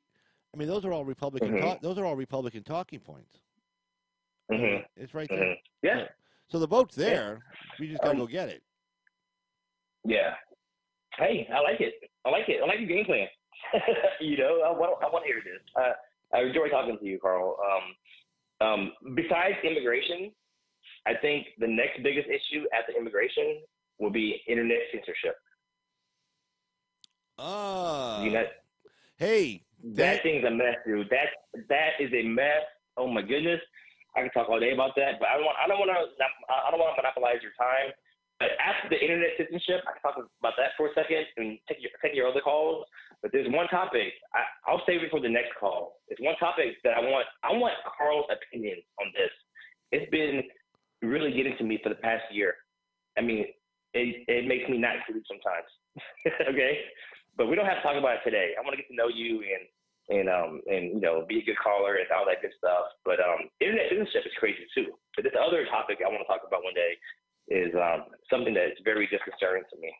Okay. Well, I tell you what, you gave me a perfect segue because you're not going to believe this, but I have an article Yeah. on my other screen from the Wall Street Journal talking about China Mhm. versus Google versus the United States plan versus the Chinese plan for the internet of the future with the 5G networks and stuff. God. I swear to God, that was my next Social story. credit with That social credit or something. Huawei, China's Huawei Technologies, the one that's doing the 5G Huawei, network. Yeah. So yeah, anyway, the Canadian deal, tell you what though, yeah, thanks for that segue. Thanks for playing in the backfield on that one yeah, because you gave me the perfect yeah. segue. Cool. So, well, Mr. That's Voltron, awesome. Carl. I'm glad you finally called in. Yeah. Thanks for taking my call, Carl. You've been great. I love your show. I love everybody that I've been chatting with on the chat room. Lilo, the great douchebag, Laura, Texas RN. She's not here. I'm not sure if she's here or not, but Nanya's usually here and Texas RN usually here. But everyone's been very nice, man. You have a really cool group, man. I like it. They're very nice people. All right, good deal. Hey, thanks a lot, man. Hey, you take care, okay? Thanks, buddy. All right, you too. Bye. And that was the great Voltron, who again gave me my great segue into my next story. Thank you, Mr. Voltron, for the phone call. Much appreciated. Good topics, good discussion, definitely. And so let's go ahead and get into this story right here. Let me just bump this up a little bit here on the font so we can see a little bit better. All right, and let's see. Let's take me. We're going to take me out of here. Hold on. Two. And okay, we cut away. Boom. All right, Hayway. I'm going to butcher the pronunciation. I just butchered that word again too. Hayway sees years to address UK concerns over software, and they cover part of this in this article. There's another article they cover too, but let me jump on here also. Let's see here. I'll be on the right side. No, of course I have to be on the wrong side. Okay, hold on a sec. I gotta be on the wrong side. I'm gonna bounce over here. Okay. Boom. Okay, hold on. Boom. Hey, there I am. Okay. All right. So Hayway sees years to address UK concerns over software. China's Huawei technology company said it could take up to 5 years to fully address concerns raised by the UK government about its software and engineering. Let's see, hold on. Nope, there we go. Its software and engineering processes. The telecom giant also said in a letter to the UK Parliament that its board of directors has signed off on a company-wide overhaul of its software engineering, budgeting $2 billion over 5 years for the effort. Huawei has been seeking to reassure the world that its gear is safe amid renewed concerns from a series of Western governments. Its letters follows a report from a UK lab that publicly flagged technical shortcomings in Huawei software that the lab tests for security vulnerabilities. The lab, jointly overseen by UK authorities and Huawei, said the shortcomings involved a discrepancy between software tested in the lab and Huawei's real-world software. The letter also addressed broader questions about the security of Huawei gear and a campaign to block Huawei from participating in the rollout of fifth-generation wireless 5G networks in Western countries. It is true that Huawei software engineering has room for improvement. The head of Huawei's carrier business wrote in a letter dated January 29th, but he said the operational quality and performance of our products on live networks are top industry. Now, here's the big story from this. And it's another article in the Wall Street Journal. I have to go find it. But the big deal was, you got a big deal going on right now between China and the West as far as the internet. China and Russia think that the internet should be controlled by the government. It should be top-down government, censor the whole 10 yards. And the West has always had the view, no, it's open to everybody. And so right now you got this 5G network coming out, which is going to be, forget 4G. It's going to make 4G look like it's 1G, okay, as far as, how the speeds, not just your downloading speeds, your uploading speeds, all the different things you can do with it. And like in China, you don't have Facebook, you have other apps called all kinds of different names, but they're all government-run apps. So basically, whatever you're doing, the government's tracking you on. And some of these apps are actually better than the apps we have over here, but the apps over here are free, and they're theoretically not run. Well, they're not theoretically; they are not run by the government. So the issue comes down to: are we going to have a free, open kind of market, or are we going to have a closed kind of market like the Chinese and the Russians want? So, but the big deal is the race to this 5G. Who's going to get it first? Who's going to be able to market it first? Who's going to get it out there first? Hold on. And it looks like the Chinese are a little bit ahead of us on this one. So now, if they get it going, but it's kind of a government-controlled kind of situation, and we say we don't want it, or we're not going to adopt your technology and use your software, et cetera, or whatever, then are they going to be able to sell it, behind our backs, or are they going to just be able to market it to Western consumers? Anyway, that's a big issue. So there's this kind of big debate going on worldwide right now versus how the internet should be controlled and stuff. And you heard Mr. Voltron talking about, censorship and stuff. Well, this makes censorship for us look like nothing. Okay, we're concerned if we get shadow banned, or if on our search results we don't get, the conservative sites up. Mark Dice was showing, he has like 20 million views on a video he posted, say 5 months ago. And he does a search, and he punches the exact name of the title of his video that he posted, like, Hillary Clinton is sick. He punches that in, the exact word for word on the search engine. And he's like on like the 8th page down, not like the 8th guy down, but the 8th page. And he's behind guys with like 150 views, on an article, So, we get really pissed off about that, and rightly so. It's not just like, it's way worse over there, so we shouldn't be concerned how bad it is here. Well, no, it's still bad here. But I mean, that's what they're doing over there in China, and and if they take the lead in this 5G thing, we're kind of locked into it, and we're not on board with it. So there's a huge debate going on right now between between the Chinese and the Americans on this, and it's all kind of under the radar. Nobody's really noticing it, but it's coming a little bit to the surface now. The Wall Street Journal, this is the second article they published today on this topic with Huawei and Chinese and internet and stuff, and software issues and stuff like that. So at least they're kind of paying attention to it because nobody really else is. And it's one of those things where we got to kind of pay attention to it because is Google and all those guys going to say, well, hell, we want the 5G technology. They got it first. We got to adopt their ways, adopt their policies. I don't know. I mean, it's a lot of money. I mean, again, if Voltron was talking about, like, oh, you got the Note 9, and I told him, yeah, I had the Samsung 5, and I was happy with that. But, a lot of people want the newest technology, and if 5G is blowing away 4G by a gazillion times, people are going to want that technology. And if we're preventing them from getting it in the United States, they'll find a way to get it. I mean, it'll find its way in here somehow. So that's a big debate going on right now, and that's something we kind of need to keep an eye on to see how this kind of plays out. And it looks like UK's having some problems with them, not just with software, but also having problems with privacy concerns and things like that.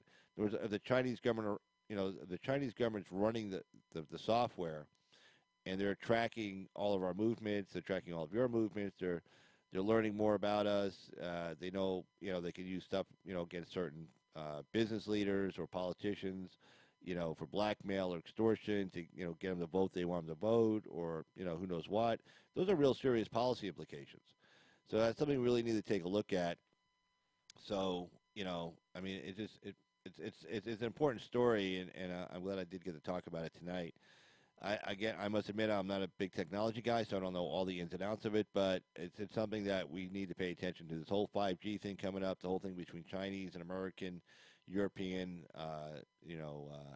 internet and censorship and stuff like that. But let's see what's going on here in the chat.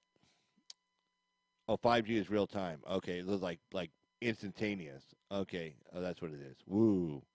Yeah, well, I can see why everybody, that's crazy. Everybody's going to want that.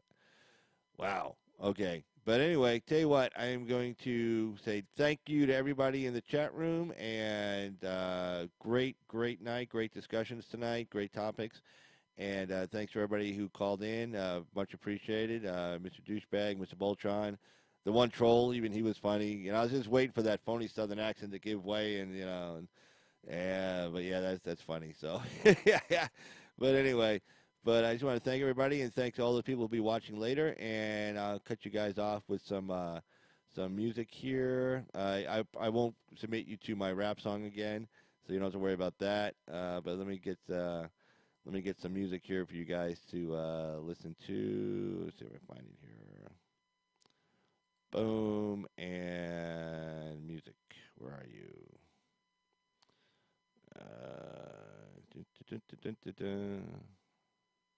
Oh, there it is. Yay. All right. Hey, thanks a lot, guys. Have a great night, and I'll see you next time on Carl's Opinion. Good night, guys. Bye-bye.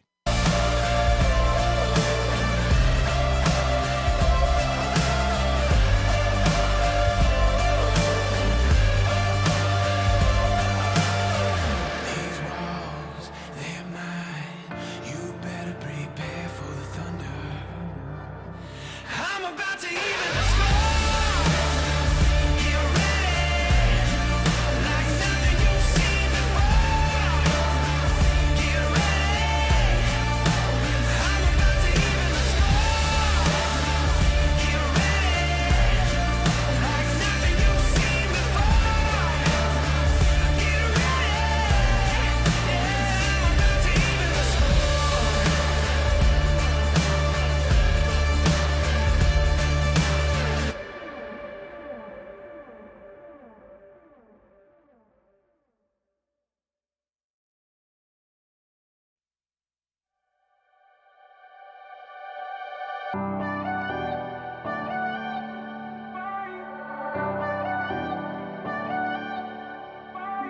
Touch my skin and left your mark. You knew all the words to say. Held the strings tied to my heart. Pulled and pushed away. My friends don't bring you up no more. I'm sure yours don't mention me. I remember how we were before. It don't feel like memories. Why can't I get over you? Your love is a fire, still high on the fumes. I've done everything I know I can do. I'm still alive on you. I'm still alive. I'm still alive on you. I'm still alive.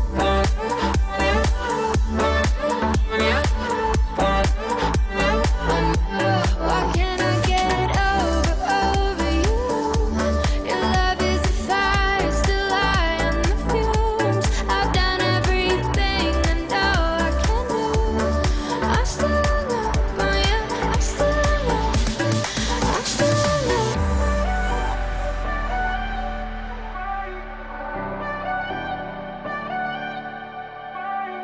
Do you ever ask what if?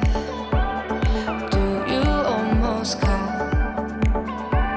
Am I the only one who feels crazy? 'Cause I still miss it